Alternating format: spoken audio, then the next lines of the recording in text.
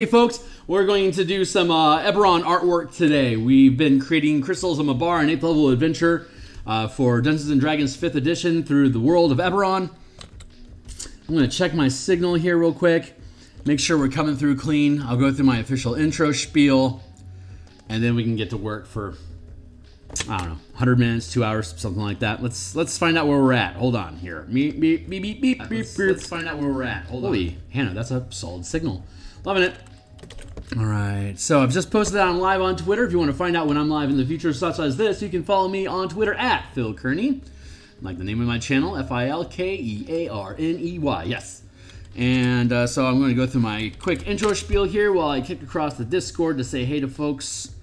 Let's see what we have going on here. Hey, my name is Phil Kearney. I create role-playing games. I publish them online. I've been focusing my attention on supplements for Dungeons & Dragons 5th edition as of late. There's a slew of links in the description down below. You can check out the type of work that I produce, the illustrations that I produce for them. Let's see. Bop, bop, bop. Nope, where am I at? Hold on. Dee. Something's gone askew in my world. Yeah, okay, cool. So let's see. What are we gonna do today? This is a book cover that I created around episode 40 of this live stream. We're at episode 141 today. Holy biscuits. We're still doing a little bit of cartography. We're gonna do some creature art today, and then we're gonna complement that with some get back into some map action and then continue on from there. So let me just finish pressing a bunch of buttons here in the background for just shout outs across the Discord so we can get stuff rolling here. And we are just about donezo equals about time. Okay, cool. So let's go ahead and get that out of the way. Like, subscribe, bell icon, YouTube, blah-de-blah, Crystals, Mabar, book cover. It'll be on the DMsGuild. There you go. Here's a map that we've been creating, and we're going to get back to this guy in a few minutes. But right now, what I want to focus my attention on is File, Save as this computer, Crystals, Mabar, Creatures and Characters. We're going to go with Monster Tokens. Monster Tokens. There we go.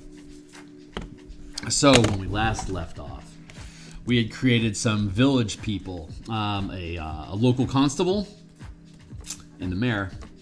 Just some sketching for now. But next thing that we have on our work docket for the monsters, yeah, monster tokens. I'm going to set a timer here for 20 minutes to make sure that I don't dive down a hole too far. But yeah, so let's see. Undead are a big thing in this adventure. We're introducing a lot of different creatures, but two of which are undead. And one of them is a fresh dead, and another one is a long dead. The difference between the two is long dead's been dead for a long time, while a fresh dead was freshly killed. So there's a difference. We also call fresh dead bloaters because their body swells up with different fungus and spores from Mabar, so they trundle around as swollen corpses. And when they see something they want to kill, they kind of explode on them. So that's where we're going to start today, I believe. We're going to go with fresh dead, and then we'll get the long dead. So right off the bat, fresh dead. Let's go with Blacky Whitey. Black pixels. This is a 300 by 300 pixel square, which is print resolution. So what we're going to do first is we're going to create line art for this, a sort of sketch. The process is sketch it, clean up the line art like a comic book, like, you know, tracers. And then color, like a comic book artist, colorist.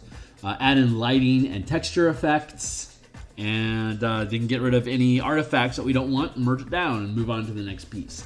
We may do a series of sketches first, and then come back through and do all the color art for it. If you want to see an example of that process, We created about 75 tokens between ships, creatures, and characters for the Light as Araxis adventure. That is on our spelljammer playlist that we have our morning illustration streams for. So you can check that out to see what the process looks like, but now we're doing it specifically for Eberron. How fun. So let's go with a bloater, freshly dead. We're gonna do something like I don't have any rules right now about what things are. I just know I wanted a bloated corpse. So whatever that entails. Sponsor. I'd be like that.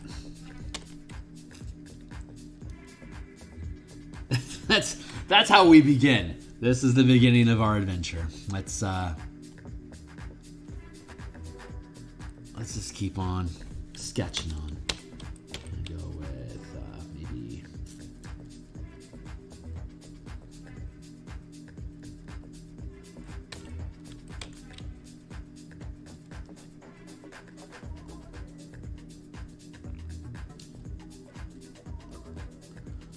Bloaty. Bloaty Bloaterton in Bloatle Streetville in the Bloater District.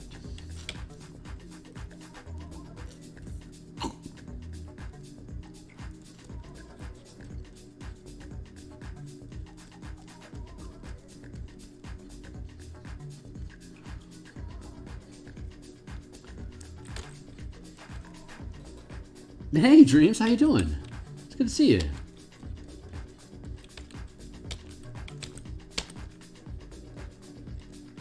The way that the plane of Mabar works when it's a manifest zone is that each plane has its flora and fauna, right?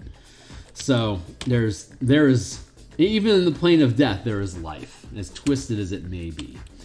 So when a manifest zone occurs, it introduces that land, that environment, that landscape. It overlaps with whatever world it's co-terminating with, and in this instance, that's Eberron.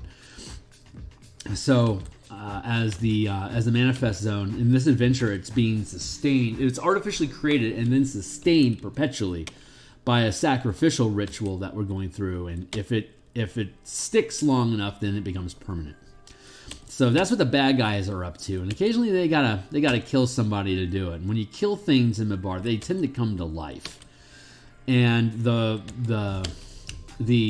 driving force of plant life in Mabar is pretty open to debate. So we took the initiative and created a bunch of plants. Let's see, finished the commission yesterday. Nice. Everyone had me draw a Tiamat, but I'm getting good. Right on, man. So the manifest zone, crystals of Mabar. The crystals is basically soil. It's an evil soil that's necrotic by nature. You can use it as spell components for any necrotic or darkness-based spell. You can use it for a replacement for chalk or different exotic materials during a ritual. And you can also just use it as like a fistful of the stuff when you're like casting a darkness spell. You can just grab a fistful of these little crystal grit and you cast a spell, it cinders into ash, and it just, its inherent magic is spent. But that's soil for all the supernatural plant life that exists inside of the adventure. And so there's two main types of there's a number of them, but one of the base plants that exist is this stuff called Vulpina Letharia, which is a fungus that glows an iridescent green, so it casts unnatural light from the ground upward. So it's got that Big Trouble Little China vibe going for it in that sense, and the hell of the upside down sitters But it also releases a stinking cloud effect, like as per the spell. Constitution saving throw or sickened. You have to spend your action throwing up. It basically is how that goes. So the way that these fresh dead work is their body gets bloated with this fungus. And when they get cut, they just explode. Like all their innards just blow out and create a 10-foot crater around them or pile of this Letharia. So as they rush you and you kill them, when they blow up, they could cause, if it's melee, like if they get within reach of you for melee, they'll blow up and then sicken the melee character. So characters, it doesn't take very long for players to recognize that they have to shoot these things down before they get to them, or have really good constitution saving throws, or take them out with reach weapons. And so if you hit them with a mob of them, it's going to be really difficult with most of the typical tools available to a character like Pam and Sentinel and stuff like that. You only have so many, you only have that one reaction per round, so it doesn't last long against a mob of fresh dead coming at you. So it just eats up your action economy, basically. The guards that are here know this, so they've all started basically wielding man catchers, which are basically pikes that they've basically fused prongs to, so they can poke these things and make them pop before they get to them, or wrangle them, catch them, and then wrangle them and guide them in the direction that they want to, so they can use them as a wall against other creatures that might come at them. So over the course of the adventure, the players are going to run across savvy fighter types that are all using reach weapons, and occasionally you'll run into some that have undead, basically undead on a stick. So they'll have their 10-foot reach stick, a man catcher. It's got 10-foot reach. At the end of it is going to be some sort of an undead, whether it's it wouldn't be a fresh dead because they're going to detonate on you. So it could be a long dead, it could be a ghoul, it could be either. It could also be like a bar guest even. So there's a lot of nasty stuff that they could just grab, basically, and point at you if you are on unfriendly terms with the guards that were hired to keep people at bay. But once they realized how much undead was going around here, that's what they weren't.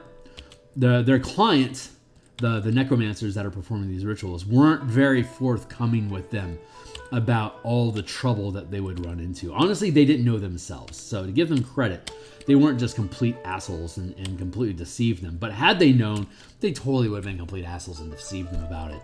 And this mercenary crew recognizes it, but their reputation is on the line because these people that they're working for have clout in the military, and these guys are decommissioned soldiers.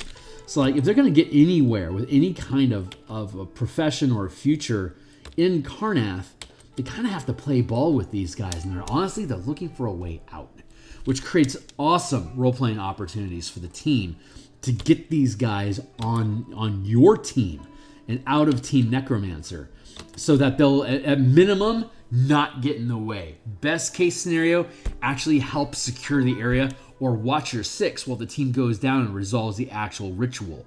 And then you come out and you have all these soldiers that are kind of on the fence about where they at right now, like what's their future, which opens up an awesome opportunity for the players to recruit them as somebody that can keep this area secured for them if they're going to go out and like do outriding. But if the team wants to secure this area as their own, this kind of creates an opportunity for them to have built-in mercenaries that are potentially looking for new employers and have amends to do to the area because they've been involved in this badness. The good ones are going to have this guilt factor that they would love to be able to clear their ledger of all the red. So there's some really fun opportunities for a DM that is interested in a longer term campaign that's going to extend, into double digits. This becomes a really cool source of adventure hooks, as the other factions that were interested in what was going on here don't just magically disappear unless the DM says they do. So you could have up to potentially 5, 6, some odd different factions. They're taking an active interest in what's going on around here, and that the players will ultimately have to deal with. Plus, it's the fucking Carnwood, which is a legitimately haunted forest that can also be endless fun. And this could be just one of many facilities that are literally buried and forgotten in Karnath that have other undead adventuring. Or, on another angle, since this is a manifest zone that was being taken control of, a bigger picture is there's 13 different planes. And each one of them can have a similar research facility where you're trying to learn how to take control of the manifest zone.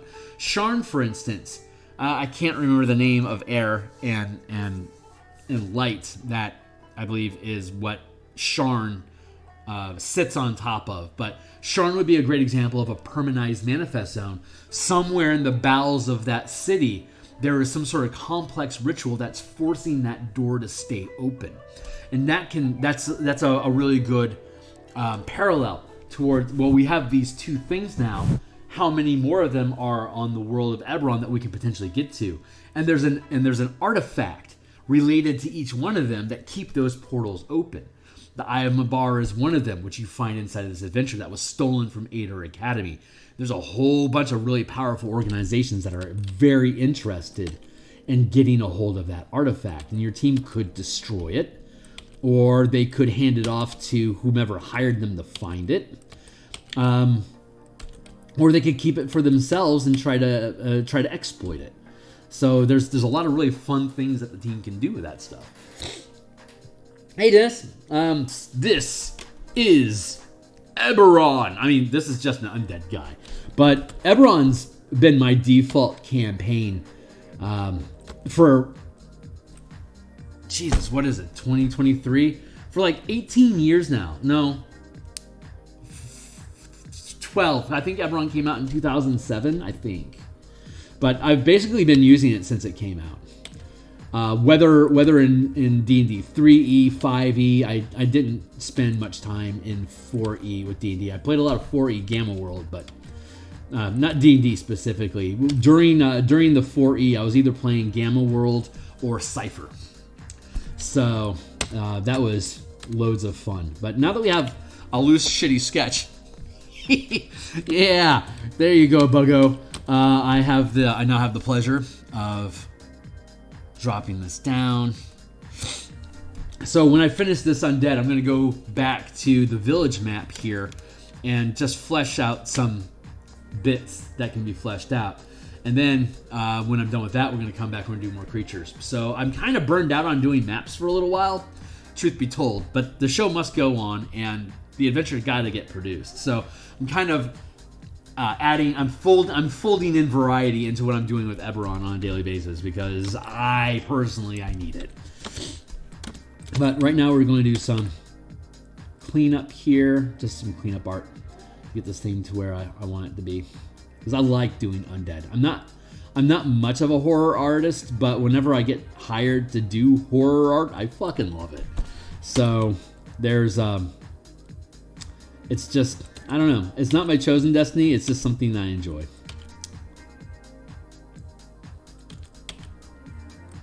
So these fresh dead are generally people that died since the adventure setup began. So I'm gonna blot out his eyes and crater his face a little bit.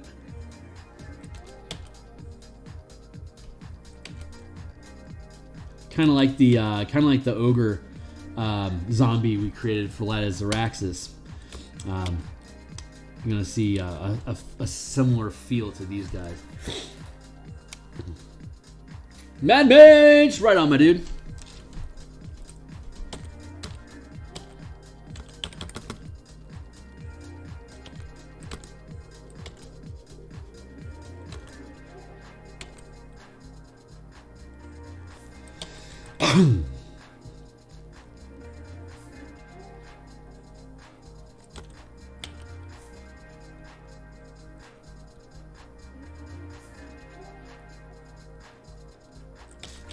This is only a 300 by 300 pixel space that we're working inside of, because when these are tokens that when you create tokens, they're only going to fill a 1 square space, and online 300 DPI is much higher resolution than any virtual tabletop requires.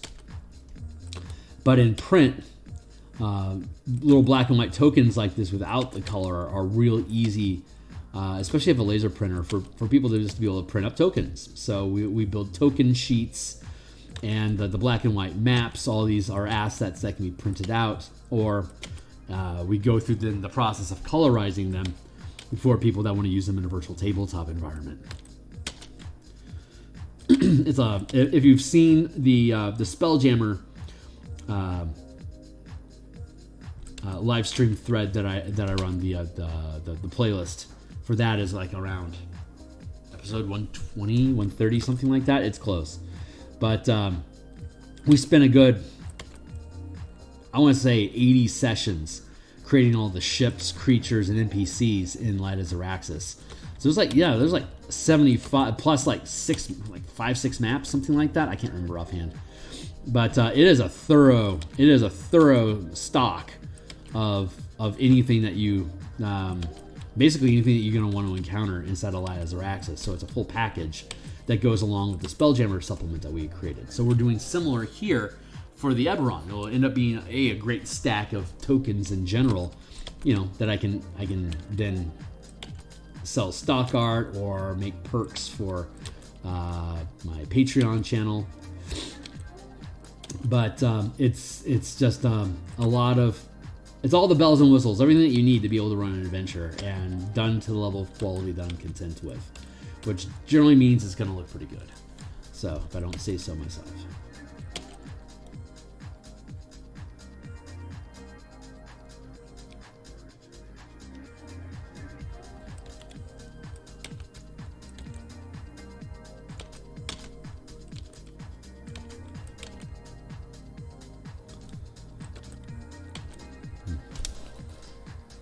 Without context, let me guess. Ogre or ogre zombie. Fresh Dead. The bloaters that blow up and spit Vulpina Lotharia when they get popped.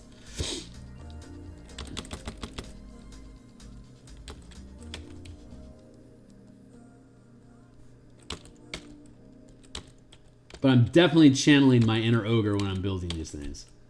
But nope, this is just a normal person that's stuffed full of explosive, poisonous fungus.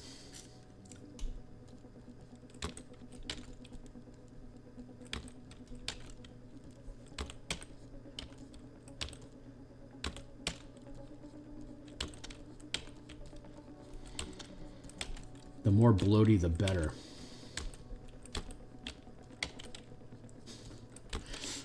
These waddlepotamuses come at you.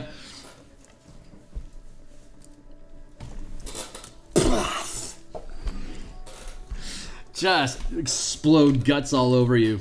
Make you throw up while they're chewing on you. Grosky. No nipples. Sorry about that.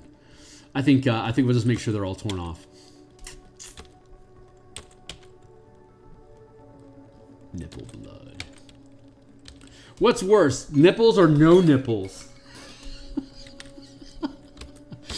Like tears where nipples are supposed to be. Which one is better? I don't think there's a right answer here. It's just wrong.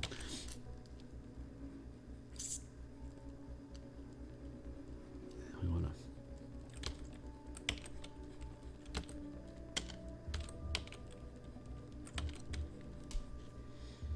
swell that up.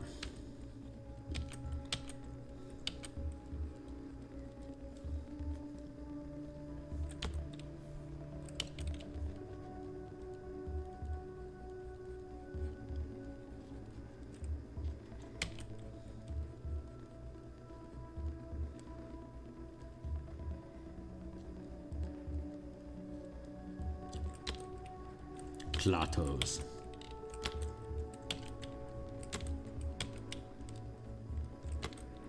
I mean, they're technically zombies.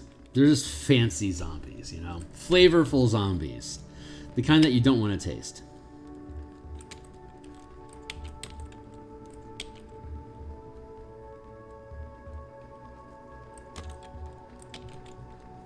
When you're that bloated, you have an outie belly button.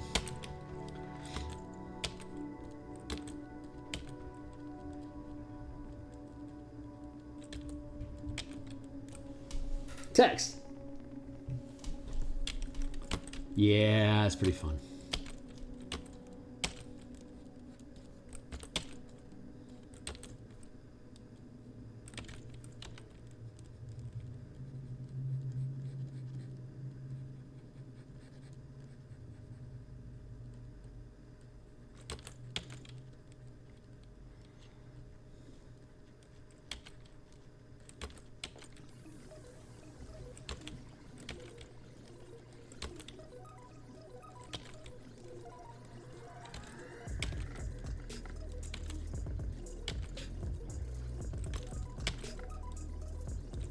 Sagisaurus.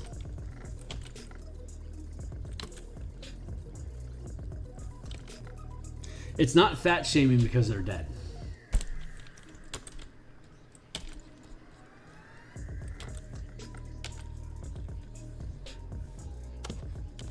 It just looks so...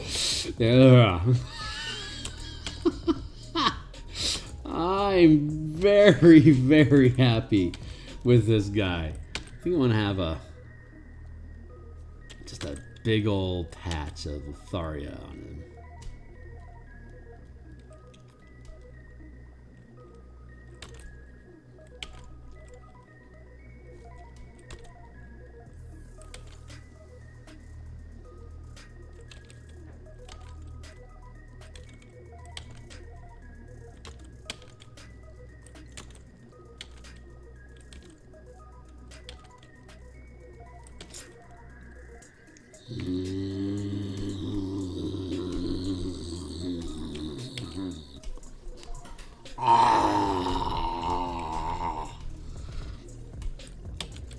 I hope that's my screenshot.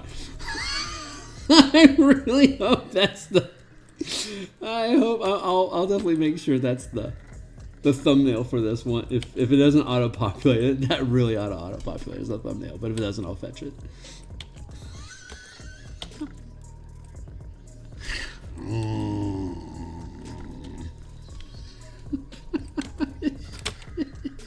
It's great. Hey, Shiner, what's up, guy? Oh man, we're having some fun. I love Eberron, man. I think it's just this Eberron stream. The Mondays and Thursday nights I think are by far my favorite nights. Just for fucking around.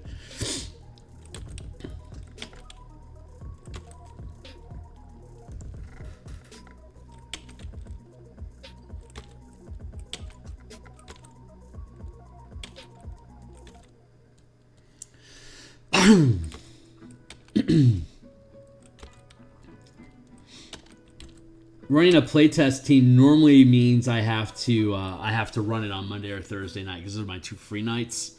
I'm gonna really be sad about that.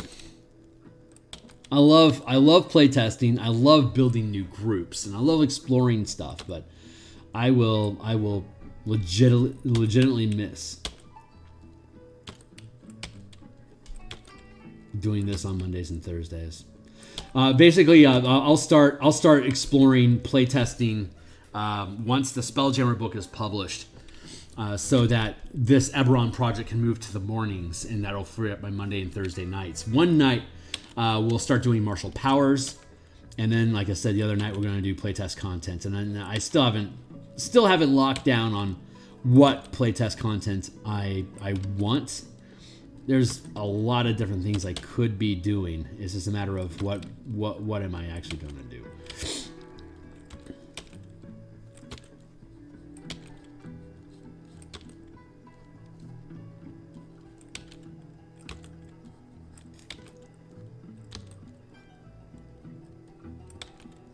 Plus, there was a request for me to actually run this adventure once it publishes, for folks to.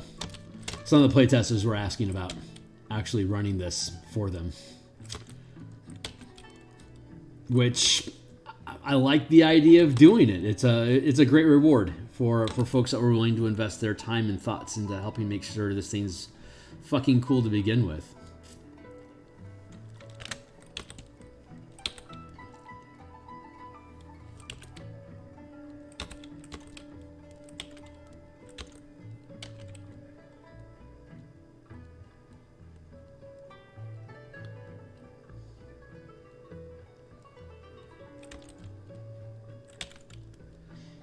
Undead phalanges are stabby.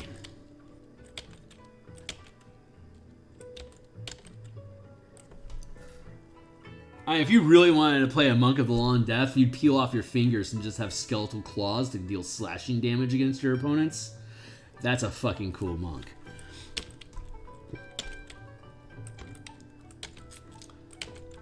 My own personal take on unarmed strikes with monks is you can choose if you're doing bludgeoning, slashing, or piercing damage with your unarmed attacks, with each attack as you please. We don't know what Wizards is going to do with things like Slasher and Crusher and Piercer, but during the age of 5.0, having those variable damage types opens up those feats to a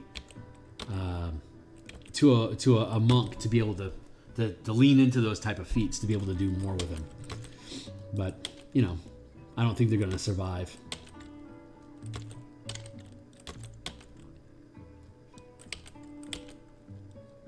But I'll be thrilled if they do.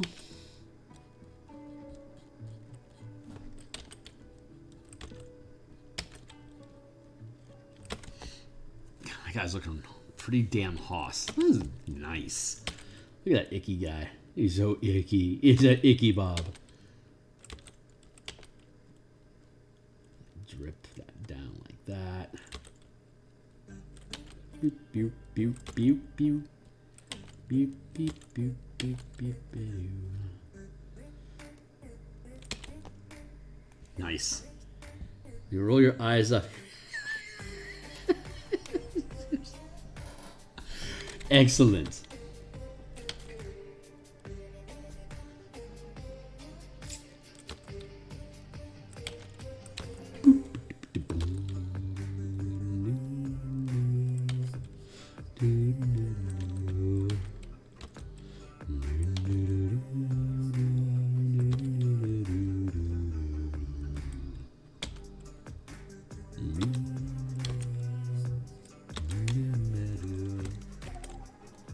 Nice. See? Is yon bloater. Hello, bloater.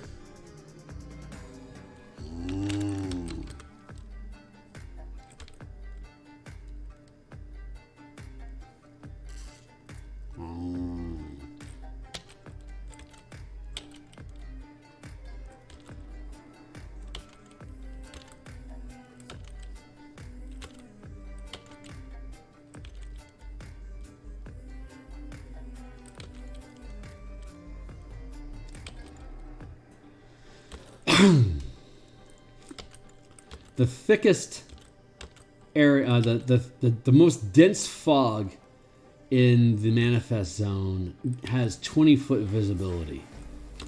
But the undead aren't restricted. They can see through the stuff like it's clear air. It's just the bar to them. It's the natural environment. But for living stuff like us, we can't see through that goop. So basically, we got a 20-foot reach. When these things are coming at us, they come out of the fog within 20 feet. And it's like, well, fuck. I better have my sentinel feet up and running because these guys close distance and basically just pop on you. Oh. Awesome stuff. Awesome environmental torture.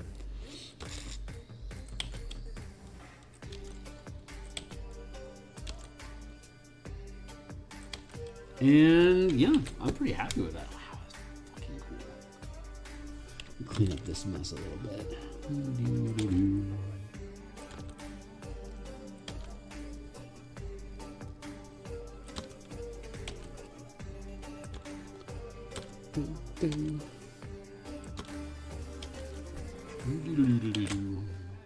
Yeah, I'm happy with that.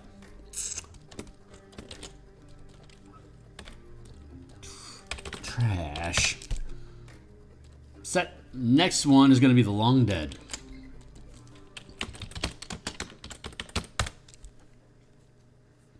But we don't get to do that yet. We're going to go back to our village.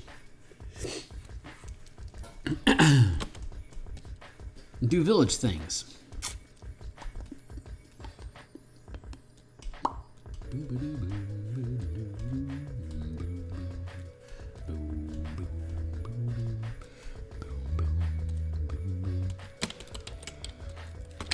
stack of lumber.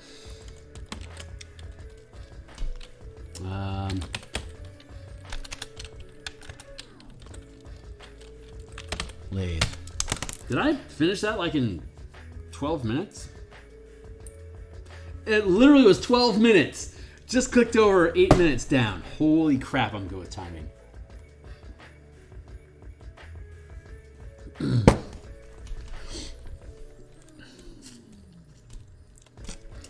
Of all my skills, I would say my greatest is guessing what time it is.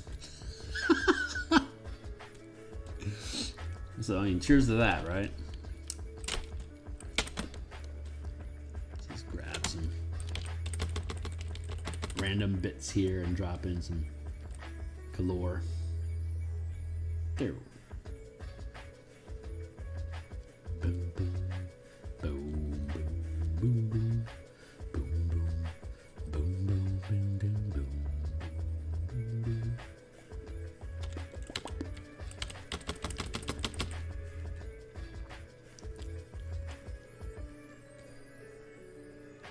I saw the documentary Attack the Dock over the weekend. That was a document about Attack the Show. G4, the G4 network had Attack the Show with Kevin somebody and Olivia Mung. I never watched Attack the Show. When that was in the early 2000s, when that show was around, didn't have cable, so never saw G4 Network in its prime. I was working 13 days a week and 12-hour shifts, so I just never had time for TV. But it was legitimately fucking funny. Like all the stuff that they were playing of like reminiscence and like the history of the show and its rise into the Comic-Cons and stuff like that, and how zeitgeist it actually became in setting their culture. It was a really, really great watch. I think it was on Netflix, I want to say. But yeah, that was cool to watch. I really enjoyed that. It was the stuff they were showing was just slapdashery, and it was obvious that everyone was just there to fuck with each other. And that's kind of how the show went, and that is compelling enough that I'm actually interested in watching back issues of that show.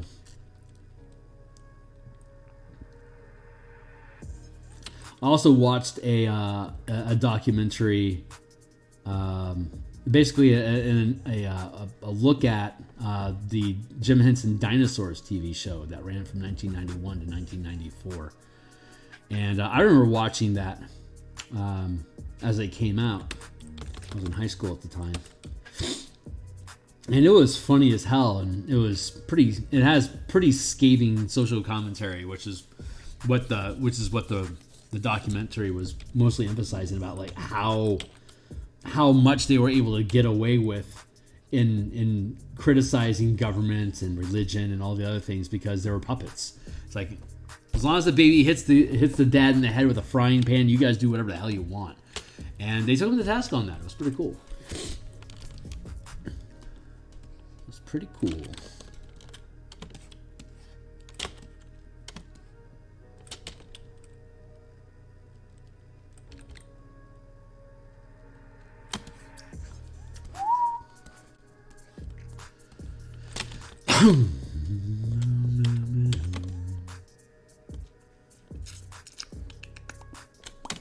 No, wait. Beep. Pig iron.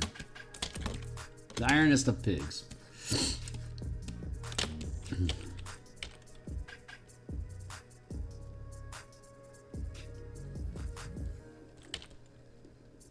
I spy with my eyes something beginning with text.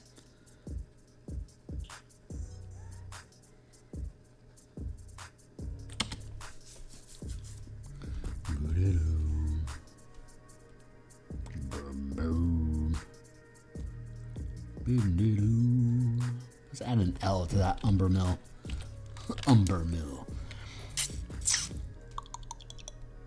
That's good. Text. Not the mama. Exactly. Exactly. Iconic. Iconic.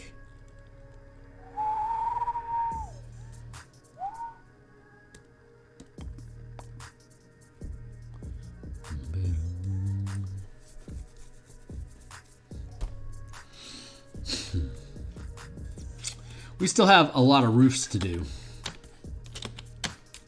I don't think I'm interested in doing roofs right now, specifically. What the fuck? What was I doing over here? Oh, yeah.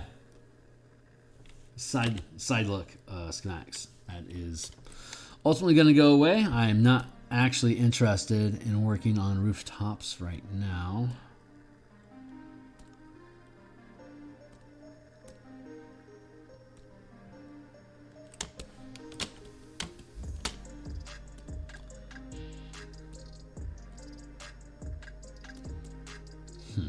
All right, no, mini, get up, right up, I gotta find out where I'm at. Here, let's go to here. Let's do, oh,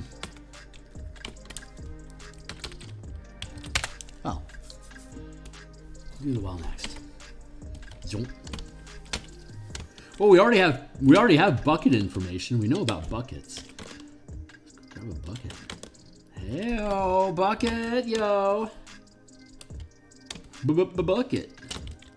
I spy with my eyes something beginning with text. Give me a second to get my bucket resolved, and then I'll take a look at what you guys are talking about. Bucket. I'm gonna put them in a bucket. I'm gonna put them in a bucket. I'm gonna put them in a bucket. I'm gonna put them in a bucket. Woo! Bucket pot. Yo. Hey, Nitro. The fit and completely say Hamlet. I tell you what, this place is destined for greatness. Nothing bad is gonna happen to this place at all. I super dog promise.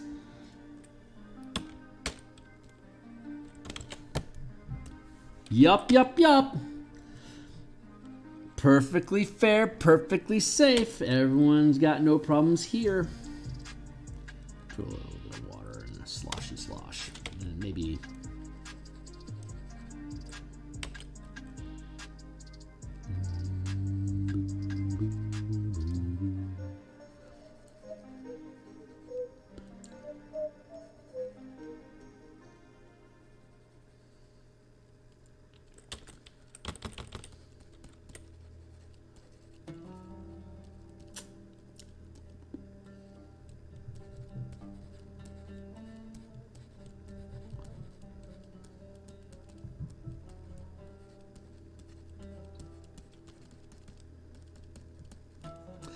finished the second season of From, and it is at this point exuding massive Lost vibes.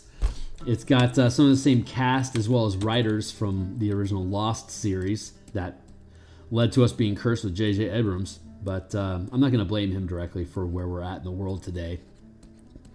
He's certainly a major contributor to woe and pain in the universe, but he's not involved in Lost, so I'm not going to blame him for that. But Lost is feeling, From is feeling very lost right now. Ha! See what I did there? Very much so. So much so that now that it's moved to the MGM Plus platform, which is a separate purchase from Paramount Stream, I'm going to let that show go. It's just not, the worth is not there anymore. So... yeah, it's cool, and I know they're doing stuff. It's just I don't think I care enough.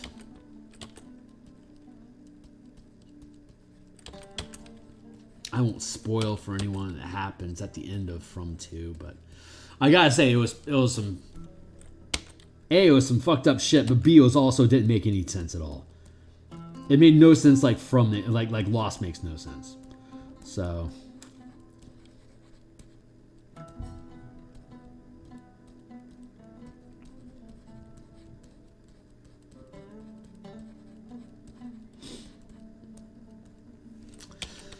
So while the show is intriguing, I cannot actually recommend it at this point. I was really hoping that second season was going to, you know, add some depth. It did not.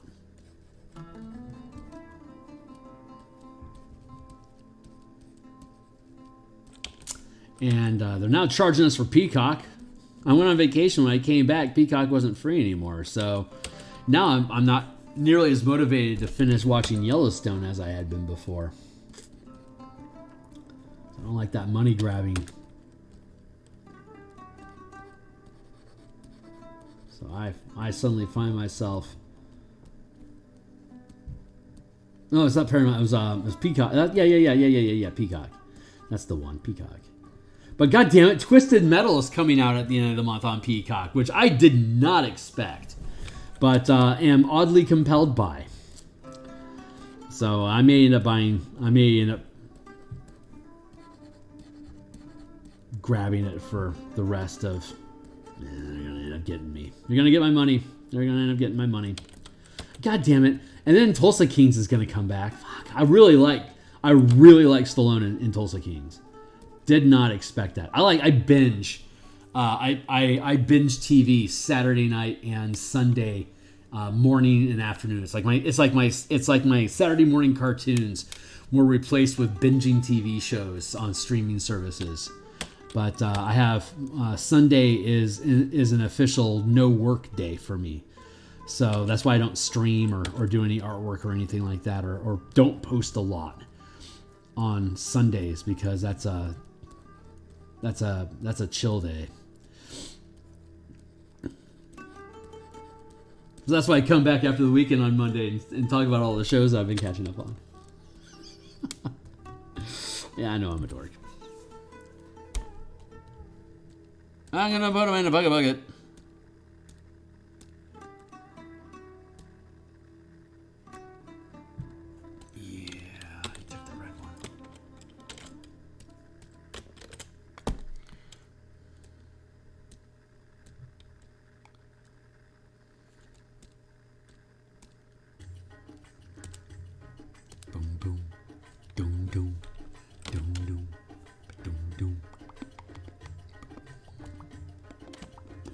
Hey, why don't we stay on screen here, son? Thank you. That's the bucket. Put it up there. Here.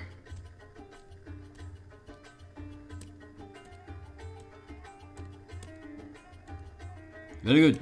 Let's find some base color. Hey, what's up? Oh, yeah. Me neither. But I'll at least watch a few episodes of it.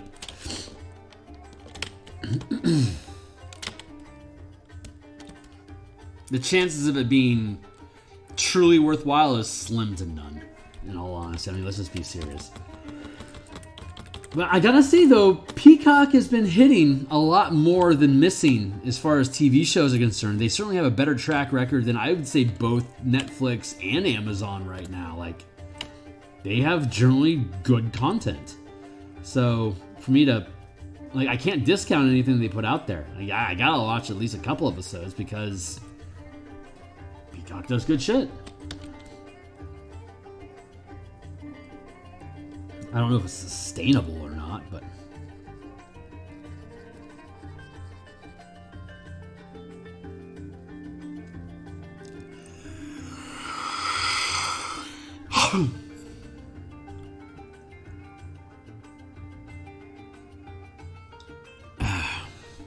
I'm hoping to finish up when I'm finishing stream here. I'll still have about an hour and a half before bed, so I'm hoping I'll finish the Liam and Tiny Hut artwork that I was doing this morning for Spelljammer. If I can crack out a piece every day, I can realistically get done with the Spelljammer project by the end of August, or maybe like the beginning of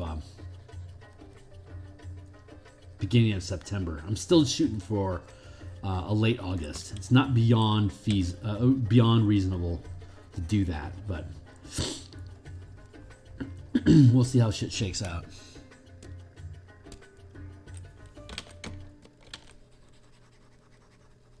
Do a lot of that.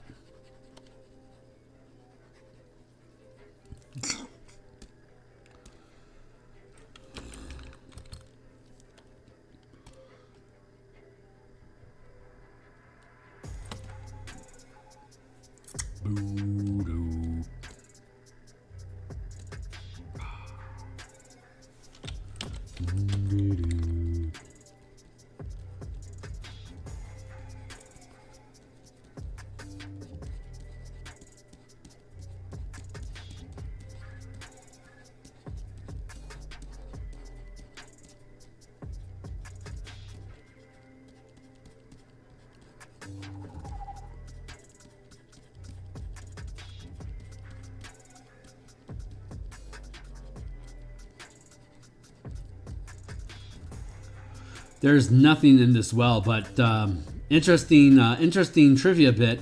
When we were originally creating the adventure, we were envisioning that there would be a hidden path. If you went down into the well, find an underwater entrance that would lead you into caverns that would eventually rope around and connect to the dungeon in the final act. And there is a drain that's clogged by a black pudding currently. And so it is not beyond reason for me to create a random Kyber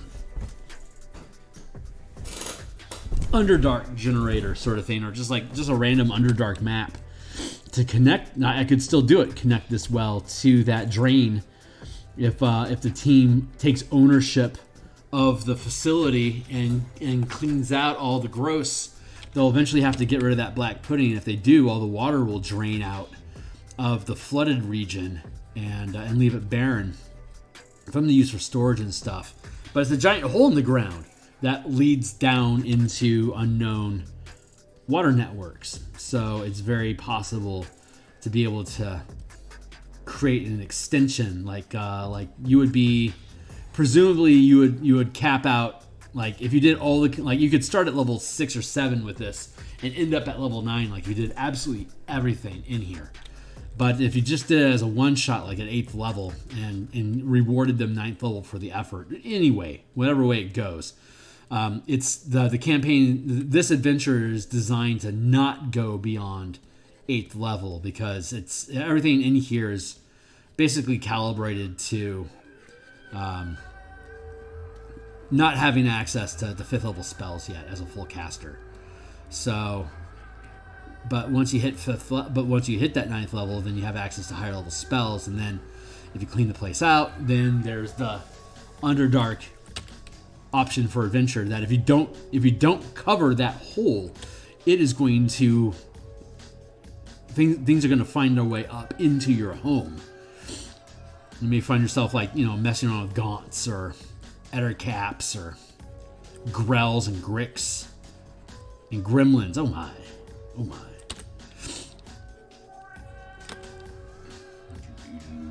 Text.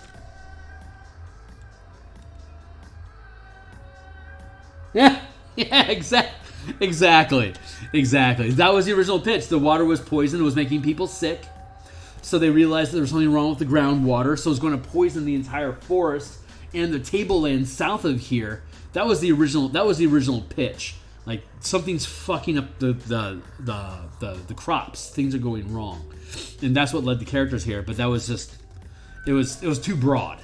But on the back end of it, you can open up that space as an extension option. So,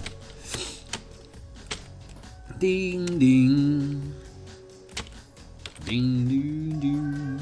There we go.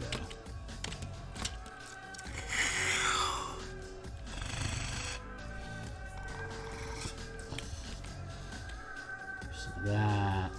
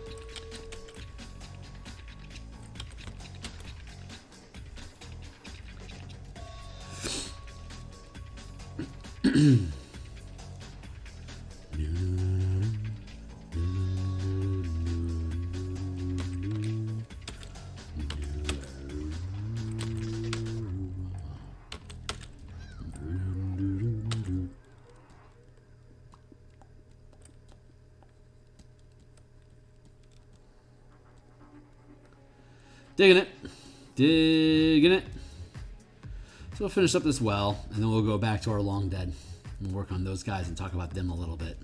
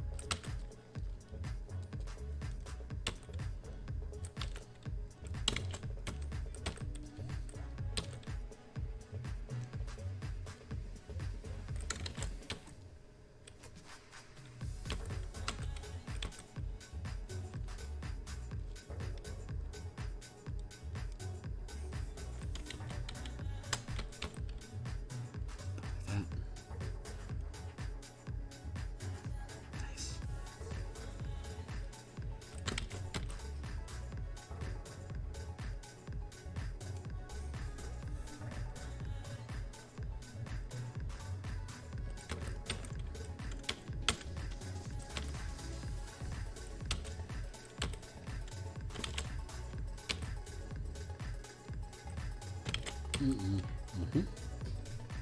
Good.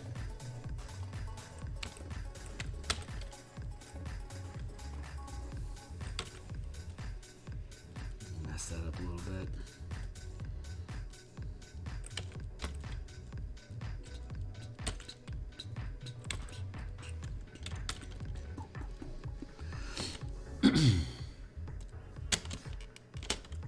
Whoa, whoa, whoa, whoa, whoa. All right, we're good here.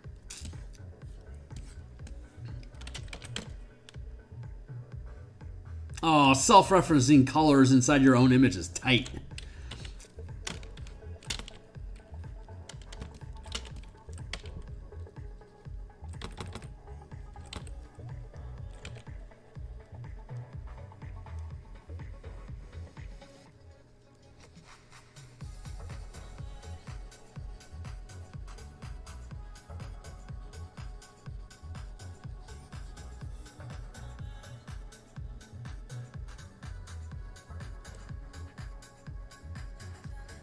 Text. Subtime.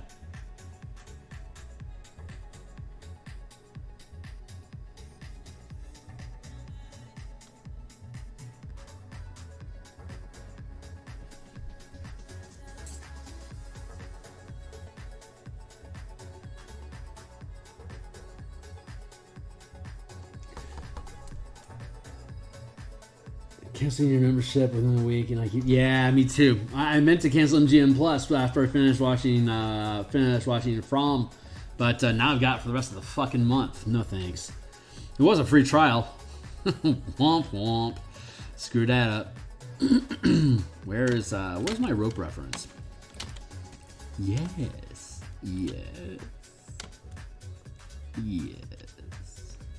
Here? Yes. Ooh, there we go. So, my guy, how you doing, man? What's up?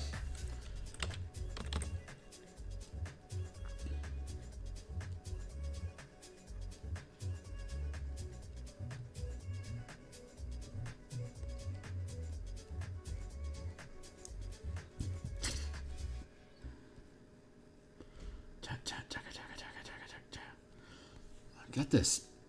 What's that all about? Hmm?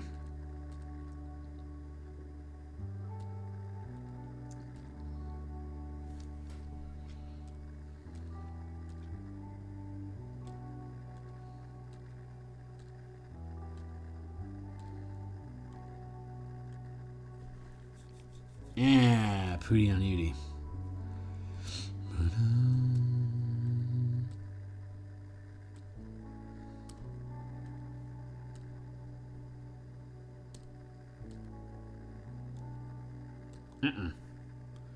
We'll figure it out.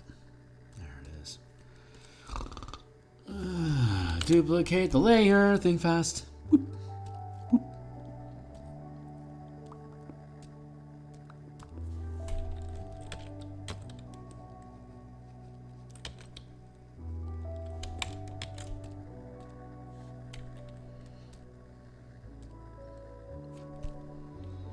Really?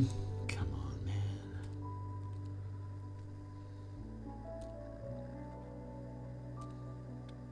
Yes.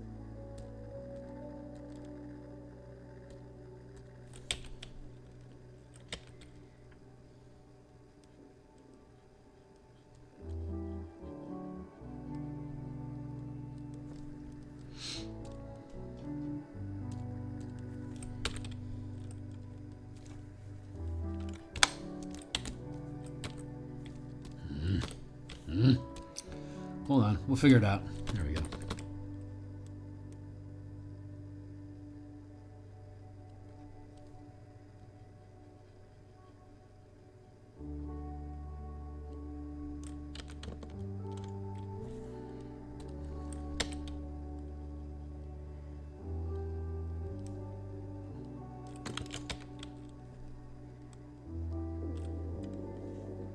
Just like that.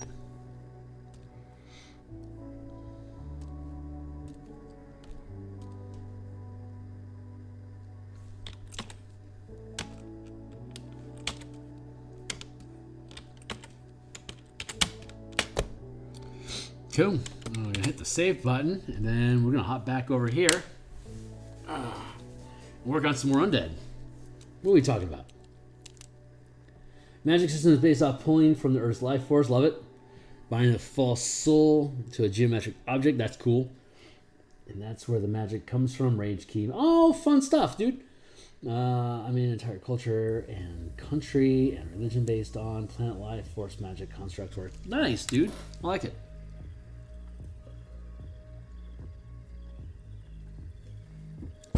That's a very Ephesian vibe to it. Just off the cuff.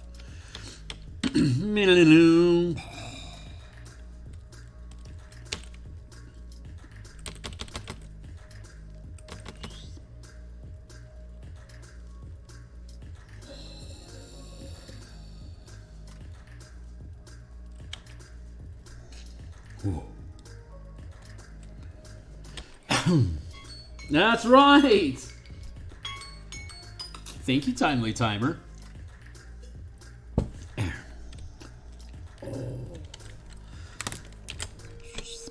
All right, so let's make some fresh dead.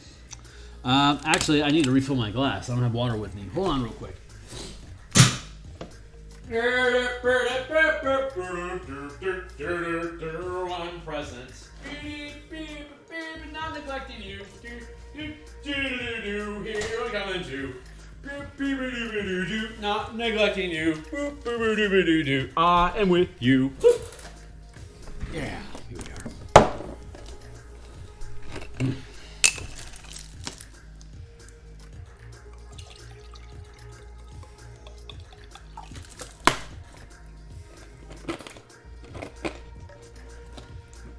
Beep, beep, beep, beep, beep. Boop, boop.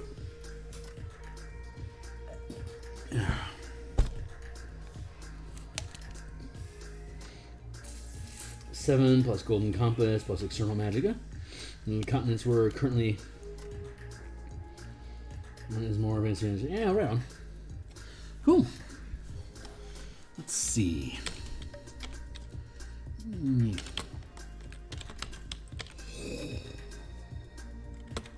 The save button.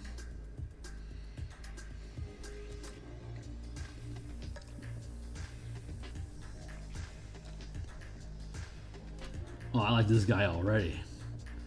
Hey, Bad News Bear. Namu.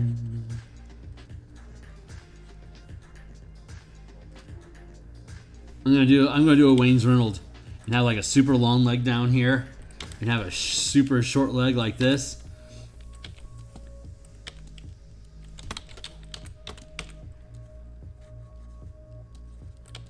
Perspective. Not as good as Wayne Reynolds.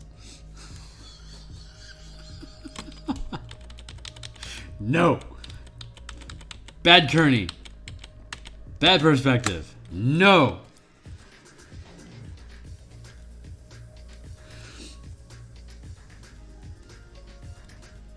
Like if Wayne Reynolds was a Marvel Comic book painter. His characters would have 500 teeth. I love his work. I'm shitting on him because I love him.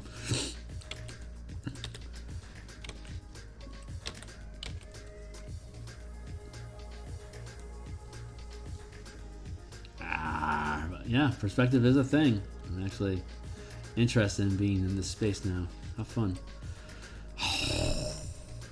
Let's go with something like that.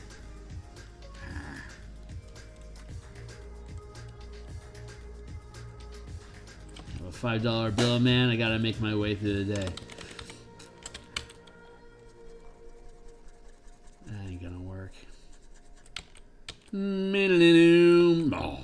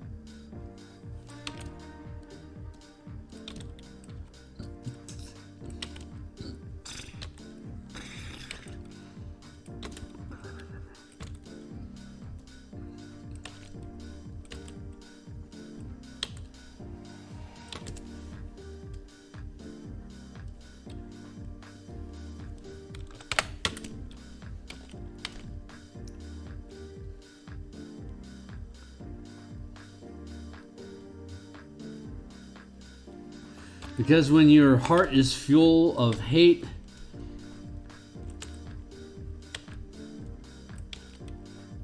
you can point one finger at the universe, but you're gonna point 4 fingers back at you. Stupid skeleton.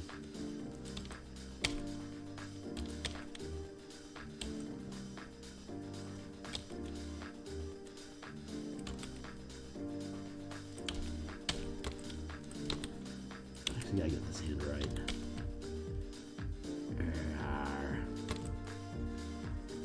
Black hand of death.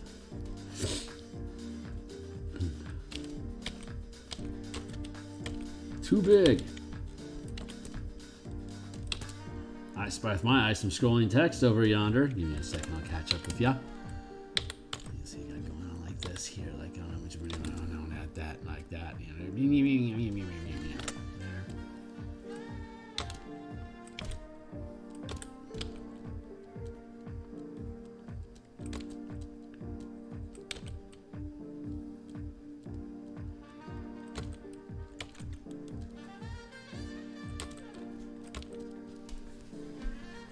Bacon! What?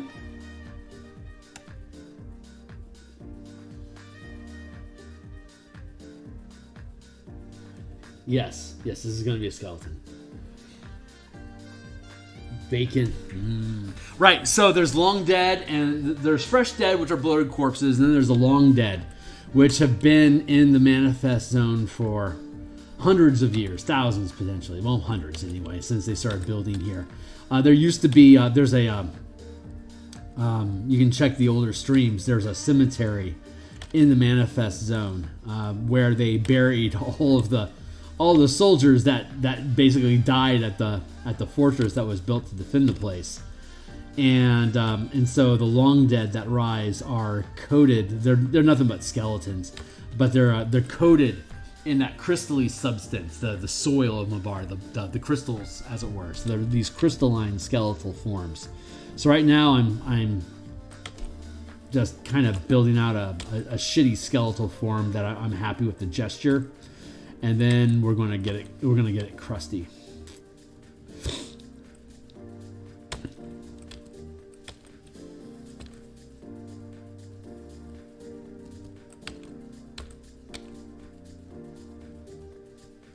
We're gonna get Crustacean here. Uh-oh.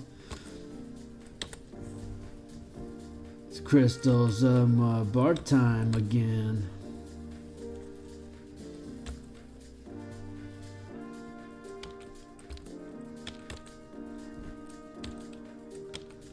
There's nothing particularly weird or you know, like they don't charge at you and explode or anything. They're just resilient.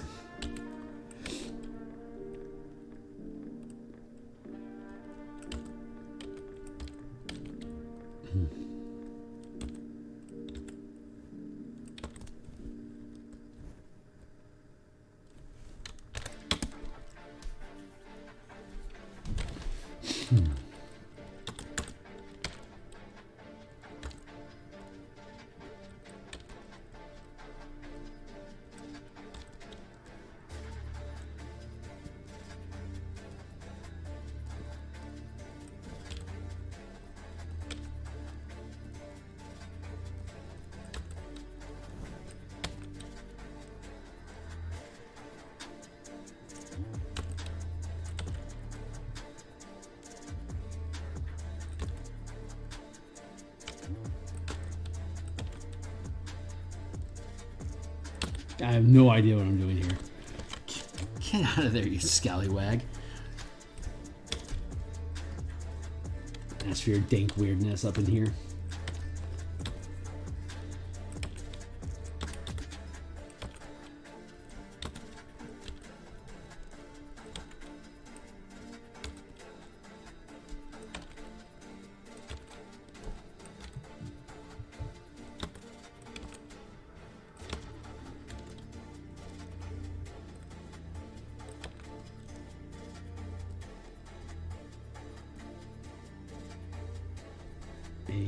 Maybe we give him a noggin, like.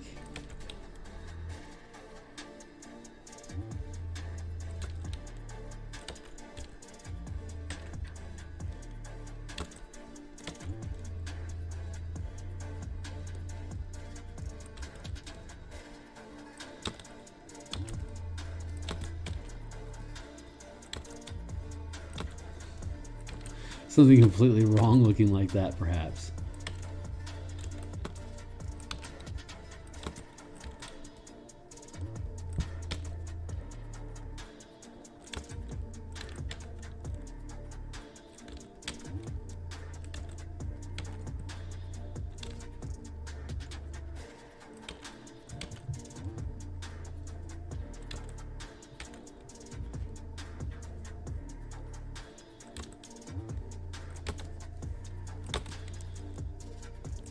Nice, a real fine way to start.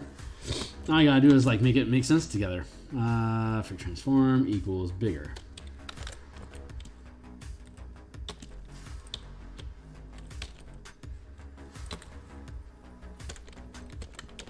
One, 2, 3, 4, 5, 6, 7.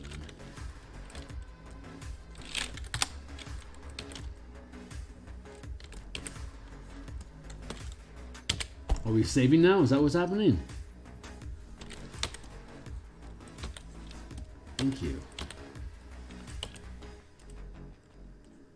Twing.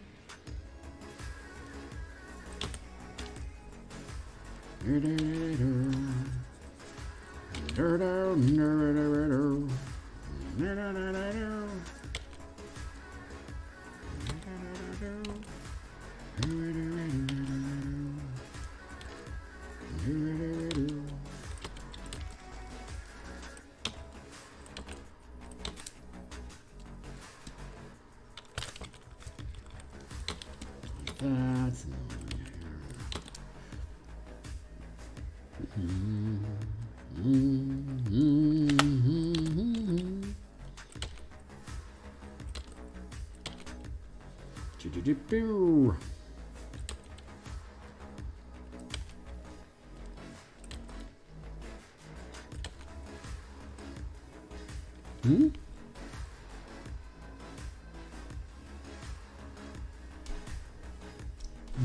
Ooh. going? Smoking the back and nice, my dude.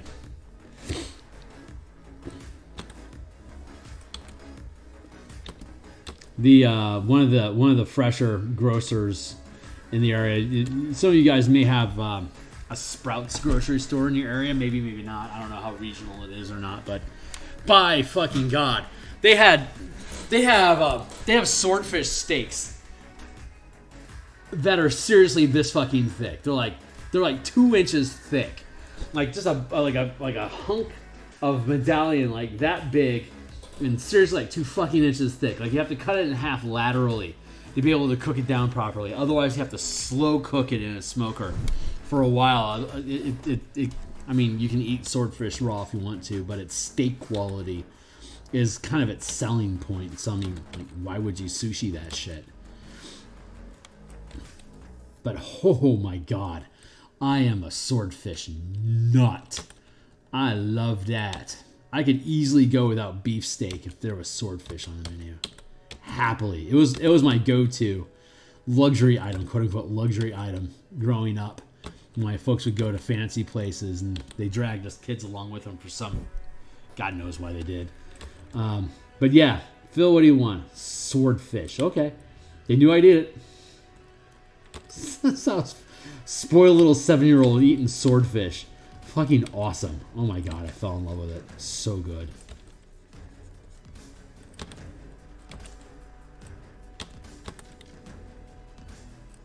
If tuna is chicken of the sea, swordfish is definitely the steak. But I mean, it's Seattle, so I mean, what do you expect?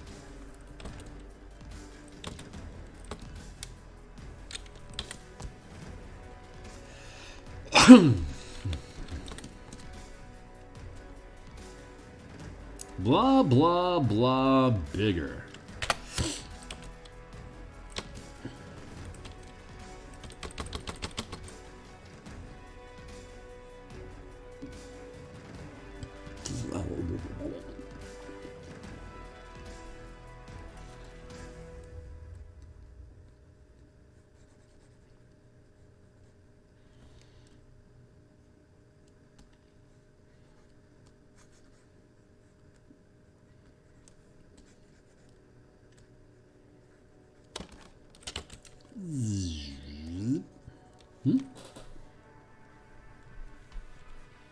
Hell yeah, it does.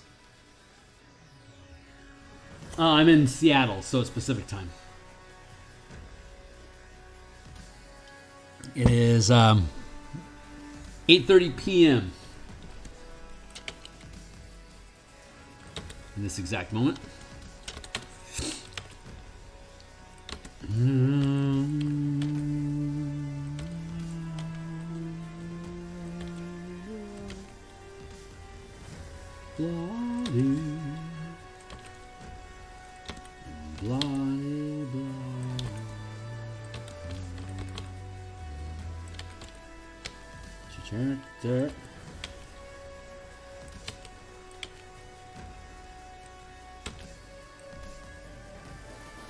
Yeah, something looks wrong about you, kid.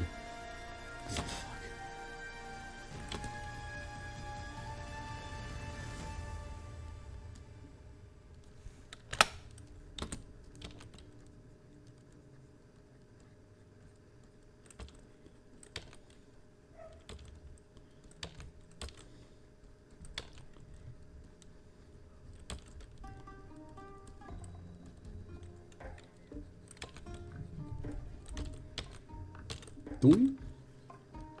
I don't want to be.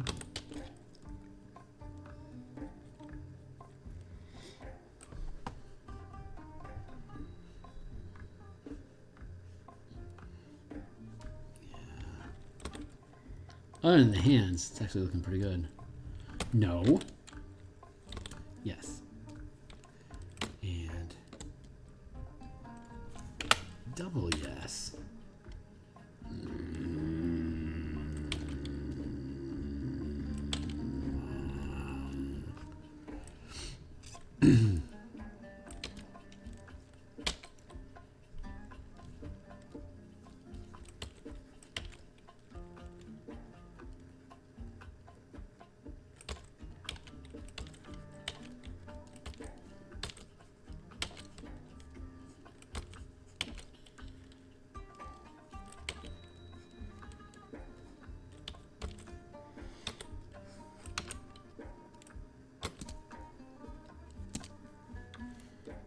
Skyu.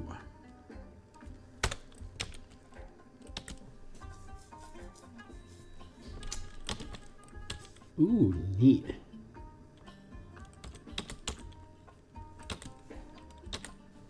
Why you know? Thank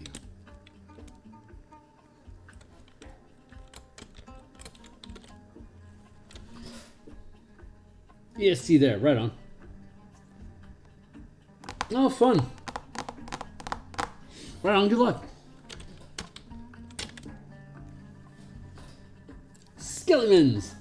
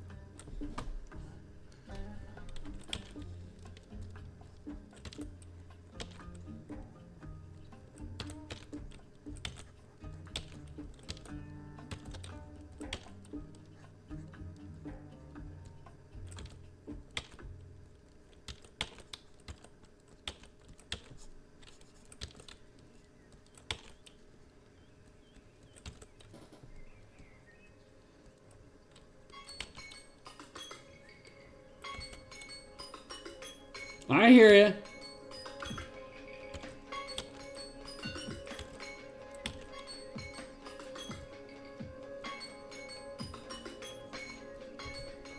Yeah. I hear you. How we doing?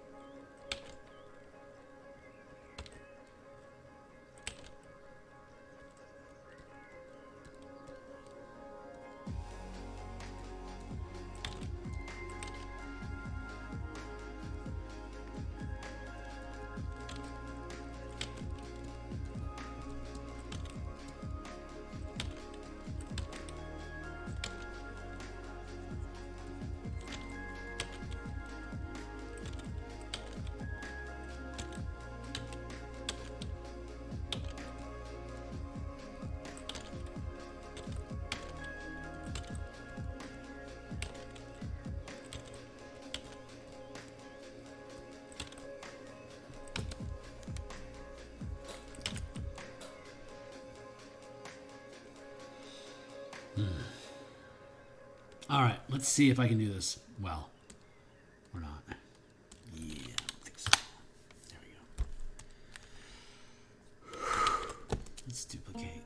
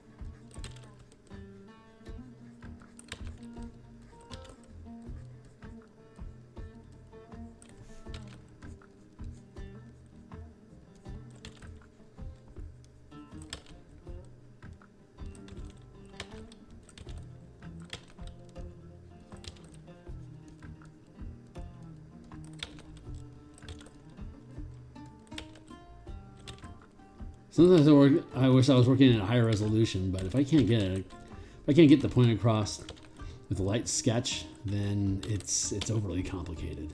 So this helps limit me. Again, we're talking about creativity, placing limits on the space you have to be creative to instigate solutions that stimulates creativity. This is another instance of that.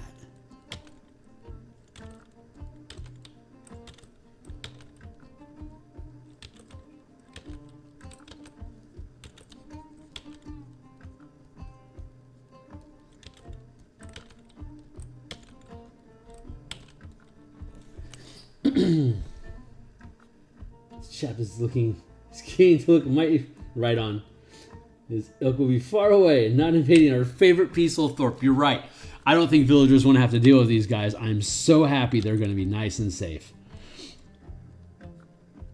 I don't know how small children would possibly fend off a force of 30 to 50 of these. That would be absolutely ridiculous and unfair. I can't imagine reality serving up such a fate to small children.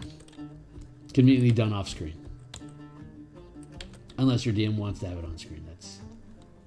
That's up to you.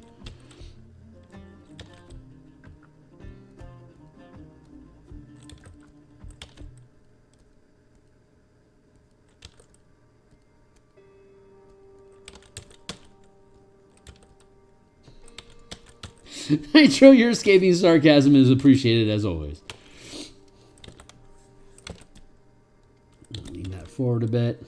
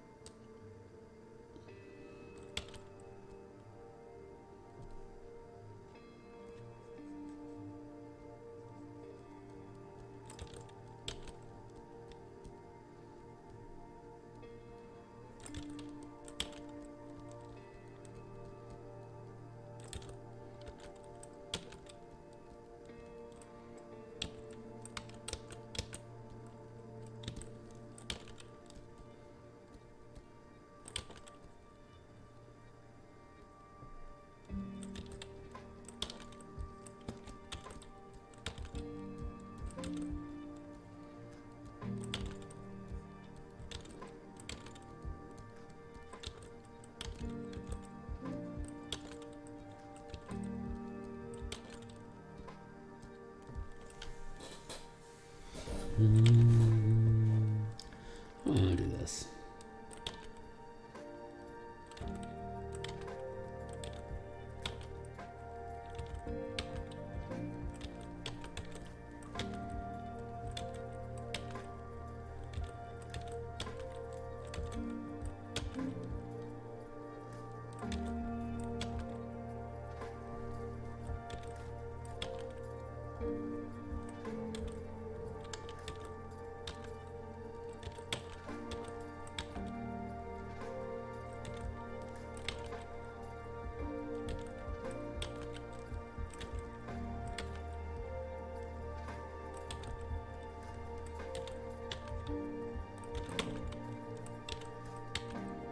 Metal.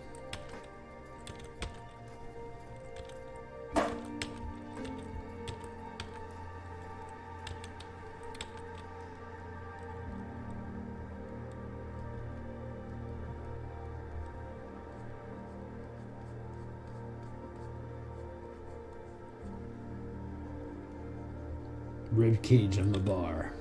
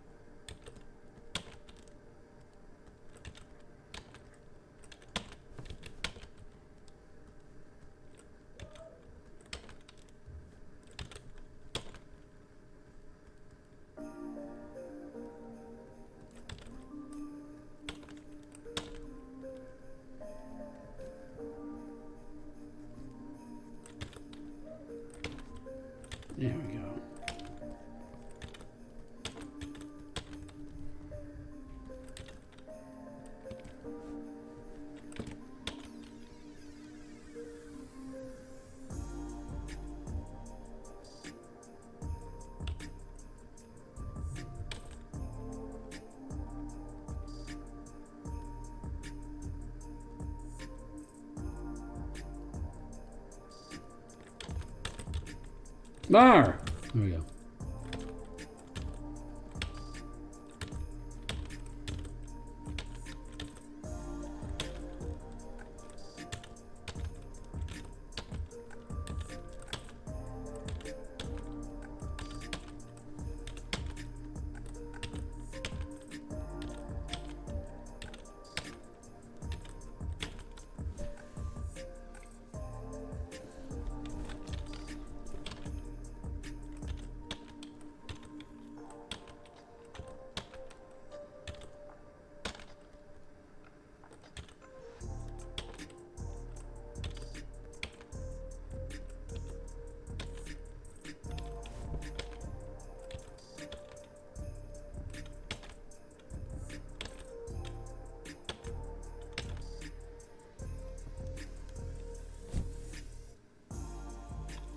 Spiky.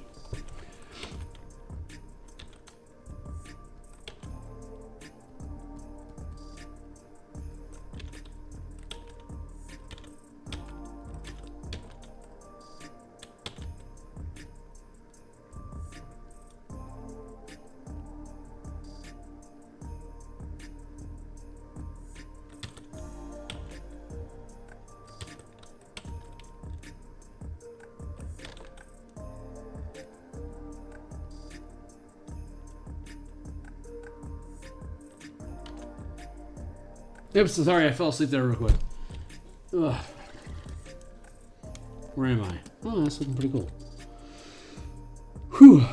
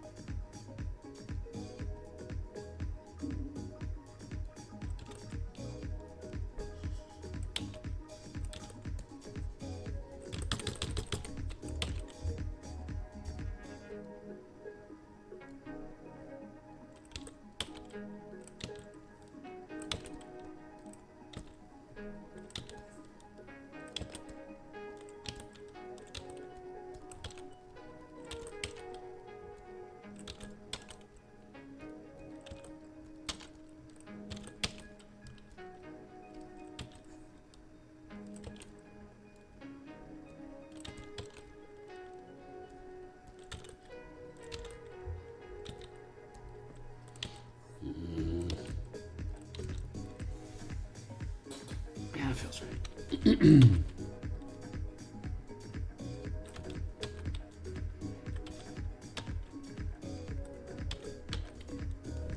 Text.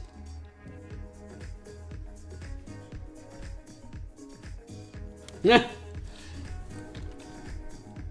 Well, luckily you don't get that until you die in the manifest zone. It gets all prickly and thorny and crystally.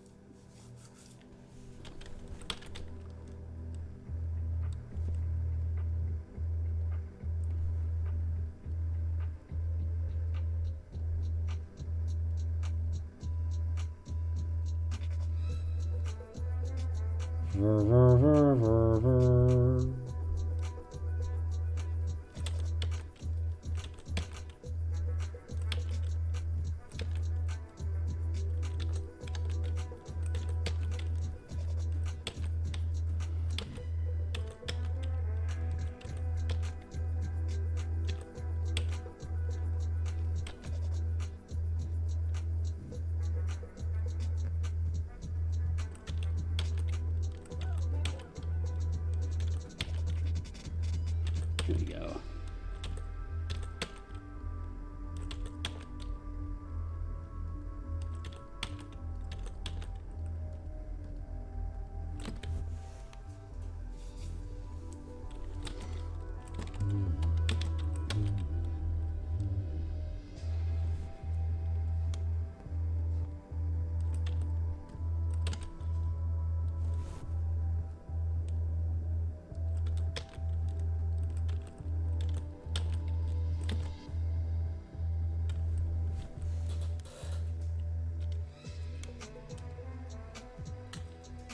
Yeah, not bad.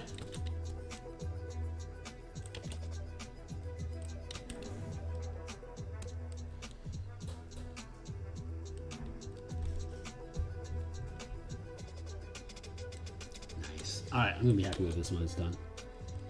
Just gotta get there.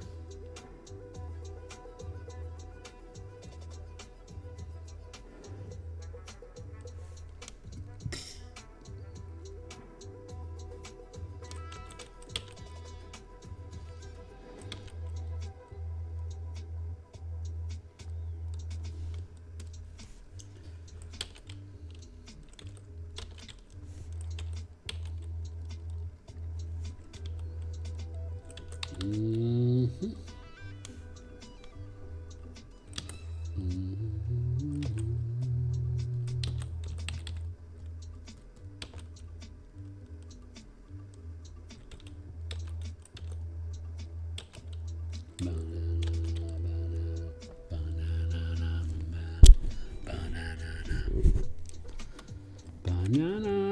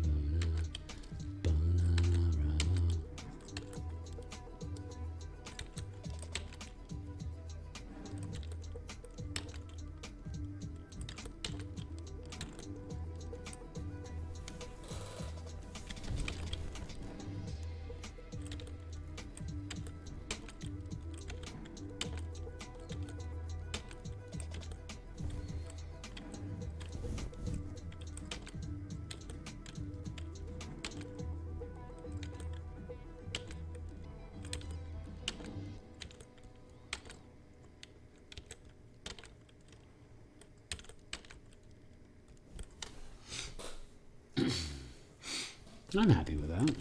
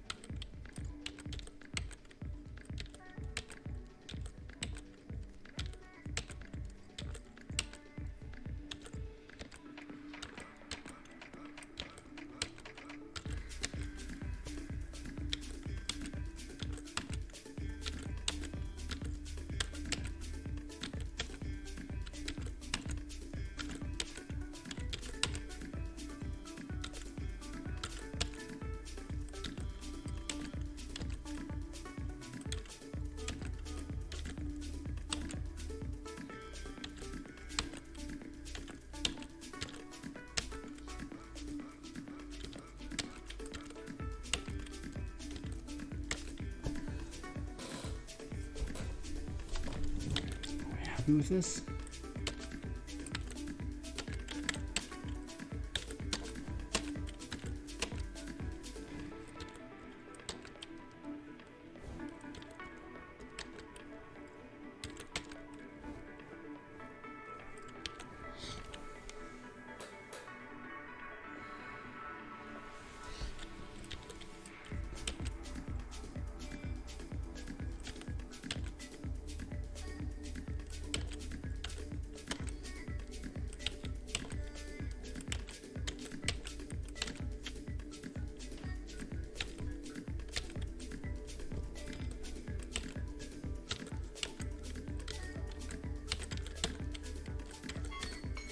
Wow, the time timer.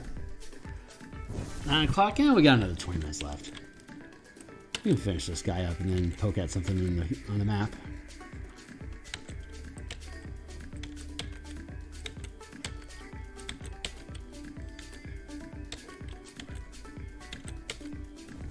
I think what we're going to do when we come back next week is work on the necromancers and his crew. So Solzu, Karen, the Houndsman, Captain Karn,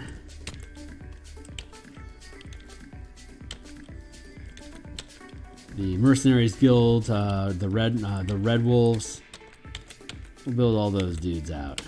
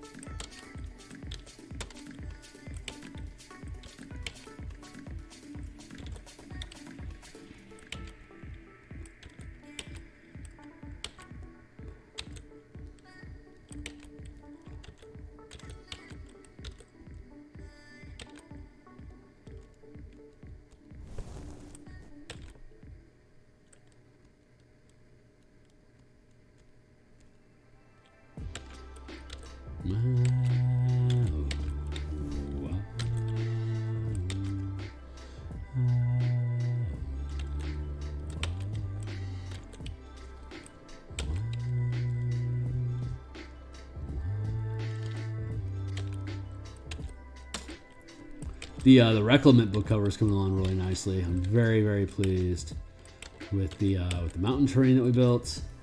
The hills, that's all folding together nicely. When we come back and we work on that some more, we'll work on the glades, push through the mid-ground into the foreground. Don't anticipate that cover taking much longer at this point. It's, after all, it is just a Bob Ross painting at this point, so.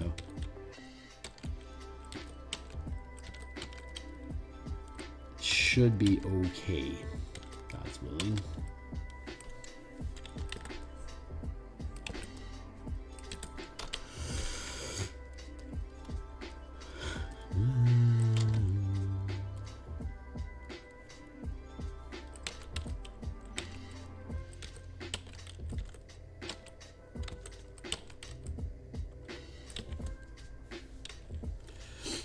Well,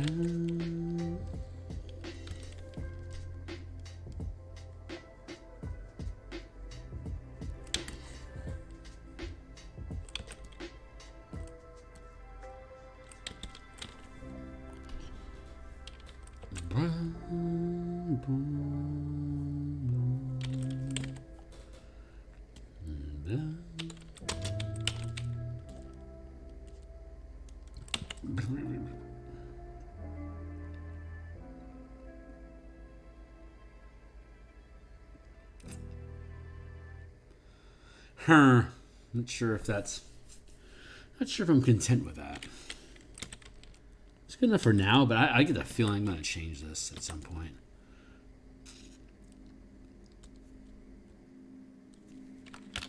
Transform my life.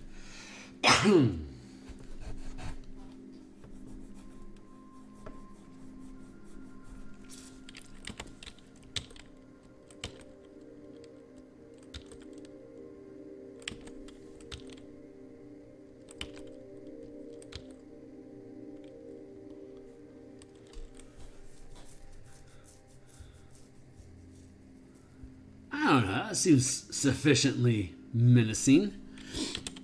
You gotta watch out for that Cossack's bone. Create the wrong impression.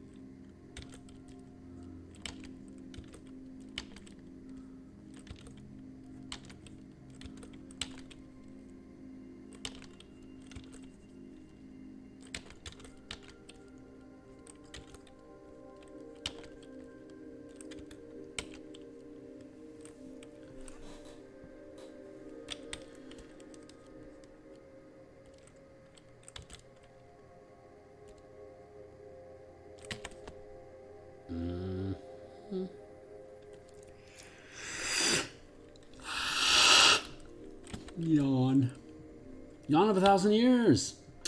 Yeah, I think I'm happy with that as it is for the moment.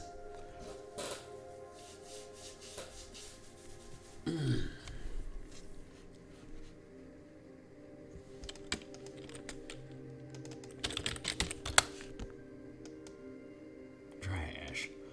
Long dead. Short dead. Oh yeah, these guys are good to go. All right, those are good. Good enough anyway. We'll do ghouls next. We need ghouls.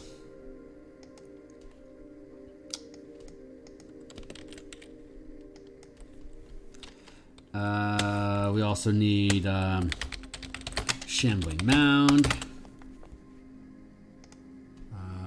We also need a roper.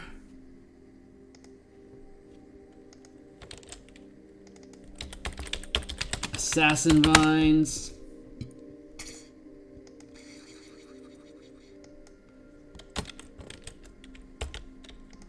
Otiug.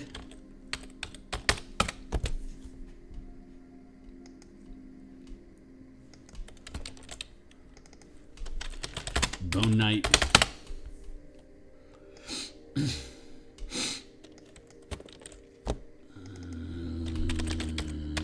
Vargas.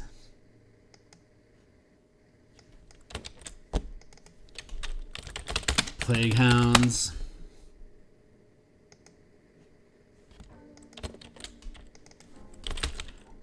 Drown ass ins.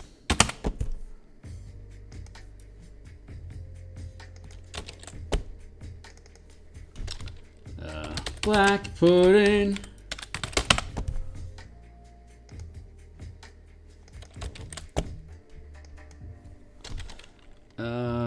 What else we got? Shadow Mastiffs.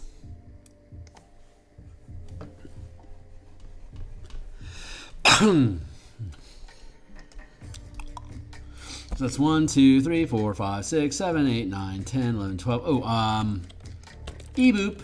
Beep, beep, beep, beep, Revenants.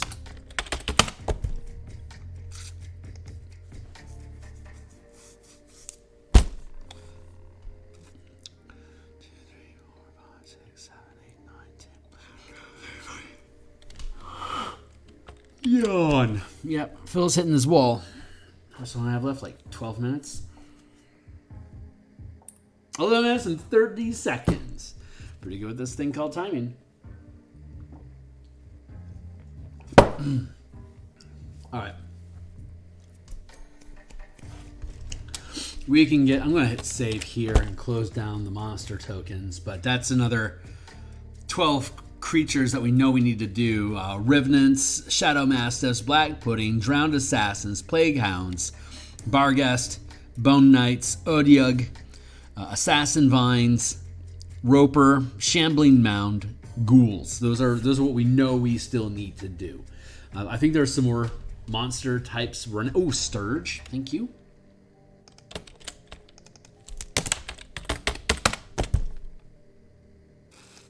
Oh, and Whites.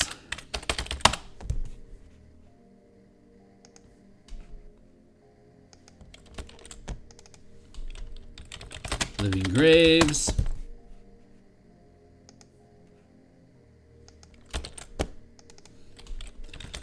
Plague Oak. Is that it? Yeah, okay. That's the stack. So lots of sketching we're gonna have done.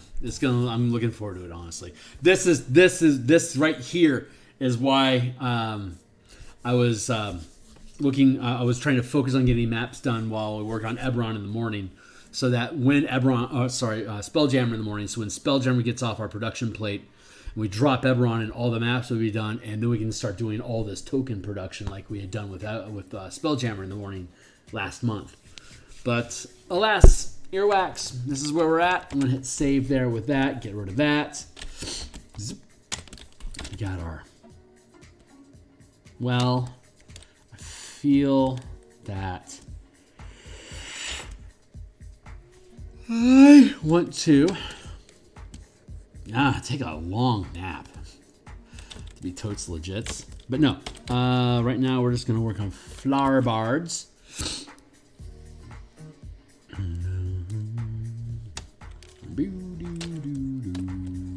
Like there's floorboards all throughout this structure.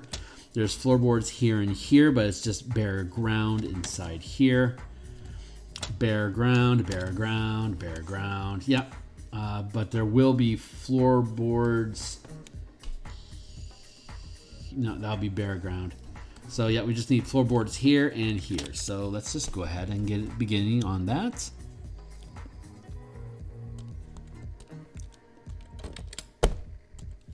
This will be sheriff.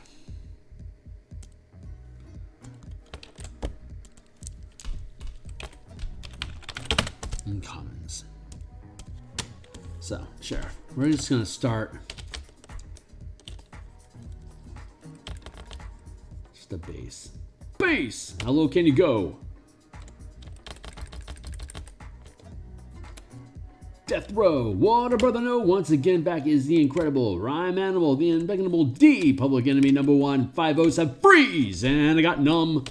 How do I tell him that I really never had a gun? That it was the wax to the Terminator X spun.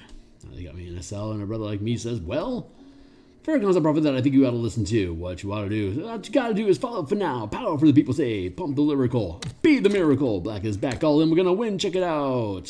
Here we go again, bring the noise.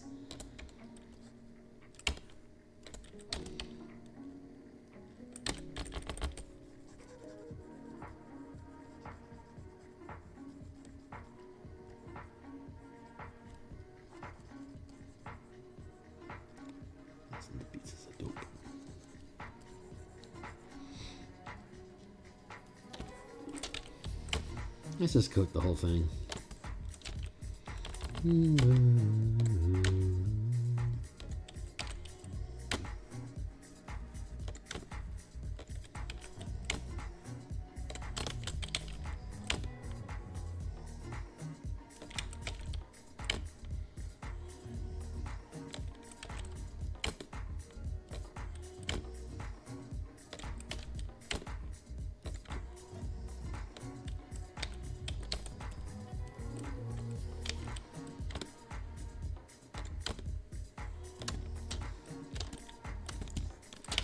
Just doing some block filling here.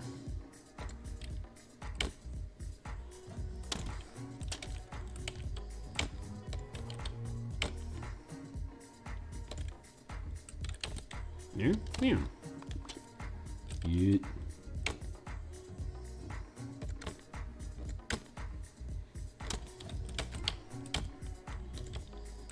Here.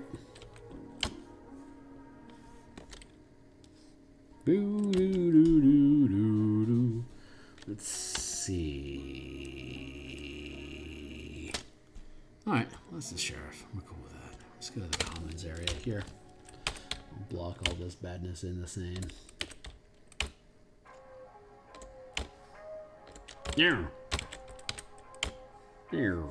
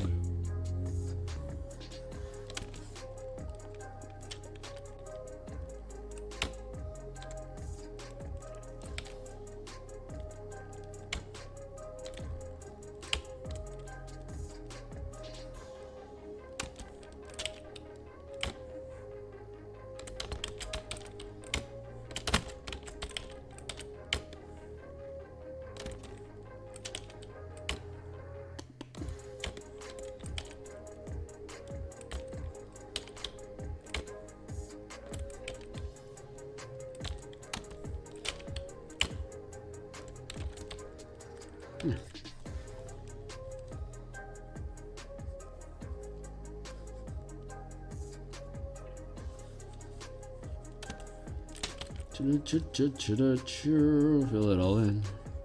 To make it look good.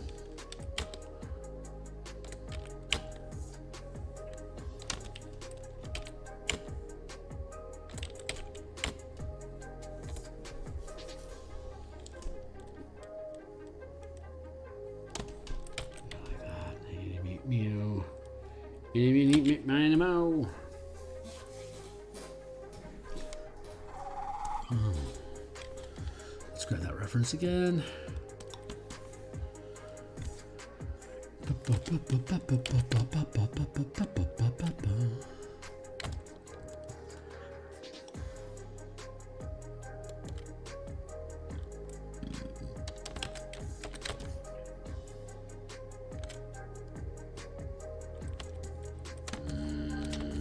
That'll probably work. Yeah, that definitely works. Okay, cool.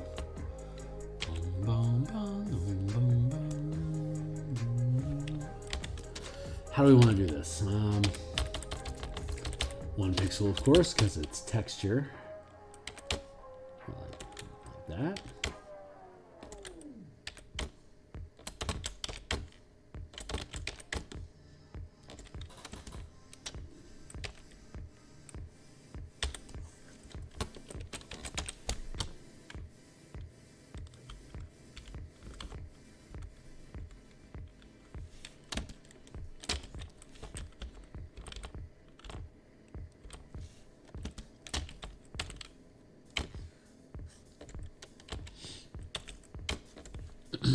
Merge down. Yeah, we're making slats up in here, yo. Making slats.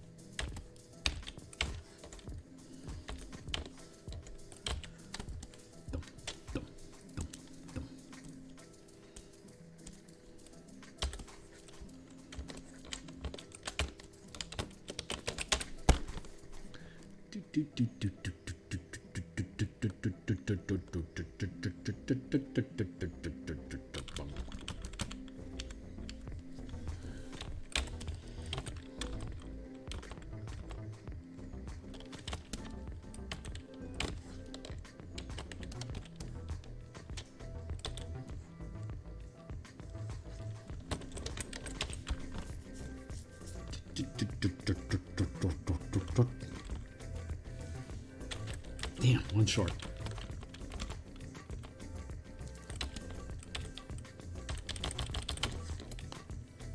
Tweet.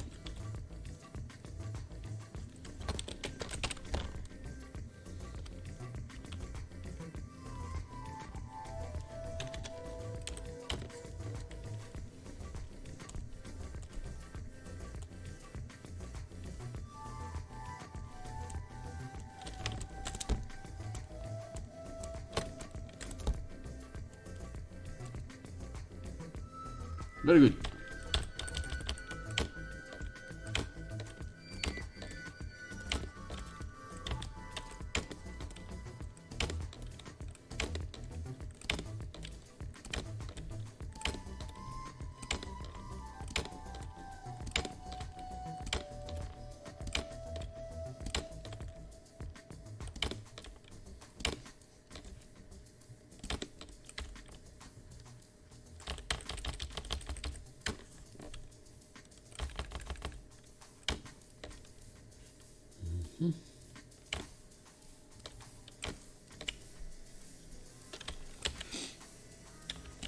Slats. Let's pick that up and let's go to the sheriff. Sheriff, we got some wonderful slats for you.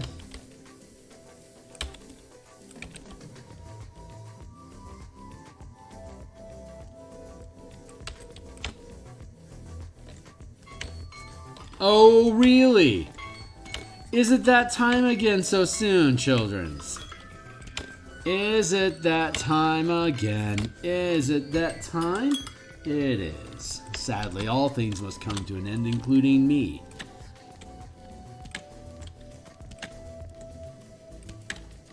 I can't drink the same beer forever.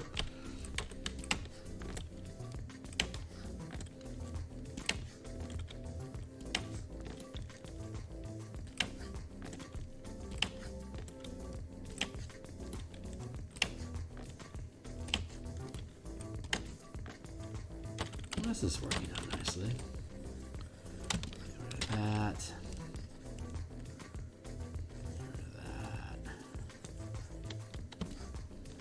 Get rid of that. Keep that.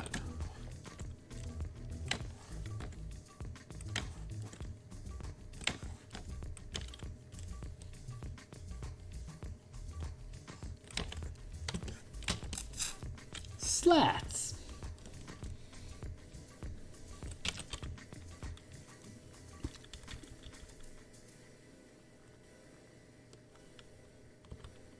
Very good, very good, very good. Very, very, very, very good. All right. So we pick this up next week, or Thursday next week. We'll be back on Thursday night. We should be. I don't know if I just read the future for no reason. The Mies may be telling me something that I won't be here on Thursday. But I don't know anything about it. So I'm presuming right now I'll be here on Thursday. And assuming that I am, we're going to continue with both exterior illustration for the sheriff, the commons area,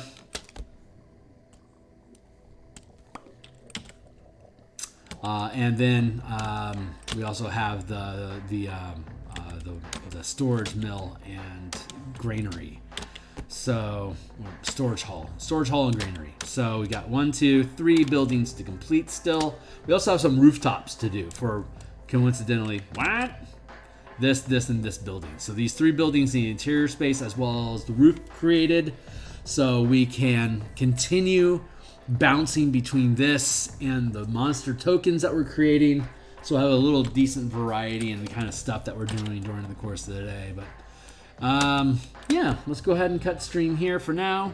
I'm going to be back bright-eyed and bushy-tailed tomorrow morning, well, at least heavily caffeinated tomorrow morning. And we'll continue. I think we're going to work on the ship creation spell. So we'll do the line art schematic and floor plan of the damselfly ship that was being wished into existence. I think that's what will work tomorrow morning. I'm thinking that Lehman's bubble should be done. I'm hoping it's done in the morning. I'm going to get to work on that now, but I got to cut stream here so I can keep my streams straight. Plus, I'm at my deadline for the evening romp and play. So I'm going to bounce out of here for now, guys. I really appreciate you being around. If you're new to the channel and you've been lurking or whatever, I do this 6 days a week. So like and subscribe. If you want to get more of a signal on when I'm live, you can follow me on the quickly vacating Twitter, but I'm stubborn like that. So I'm at Phil Kearney on Twitter. If you don't know where I'm at on Discord, be welcome to drop me a hey. And stick with it. This stuff will be published when it's done. You'll be able to kick through it, take a look at it, and I'll do walkthroughs with people, and I'm looking forward to whatever's next. So I'll see you guys there. Thanks a lot.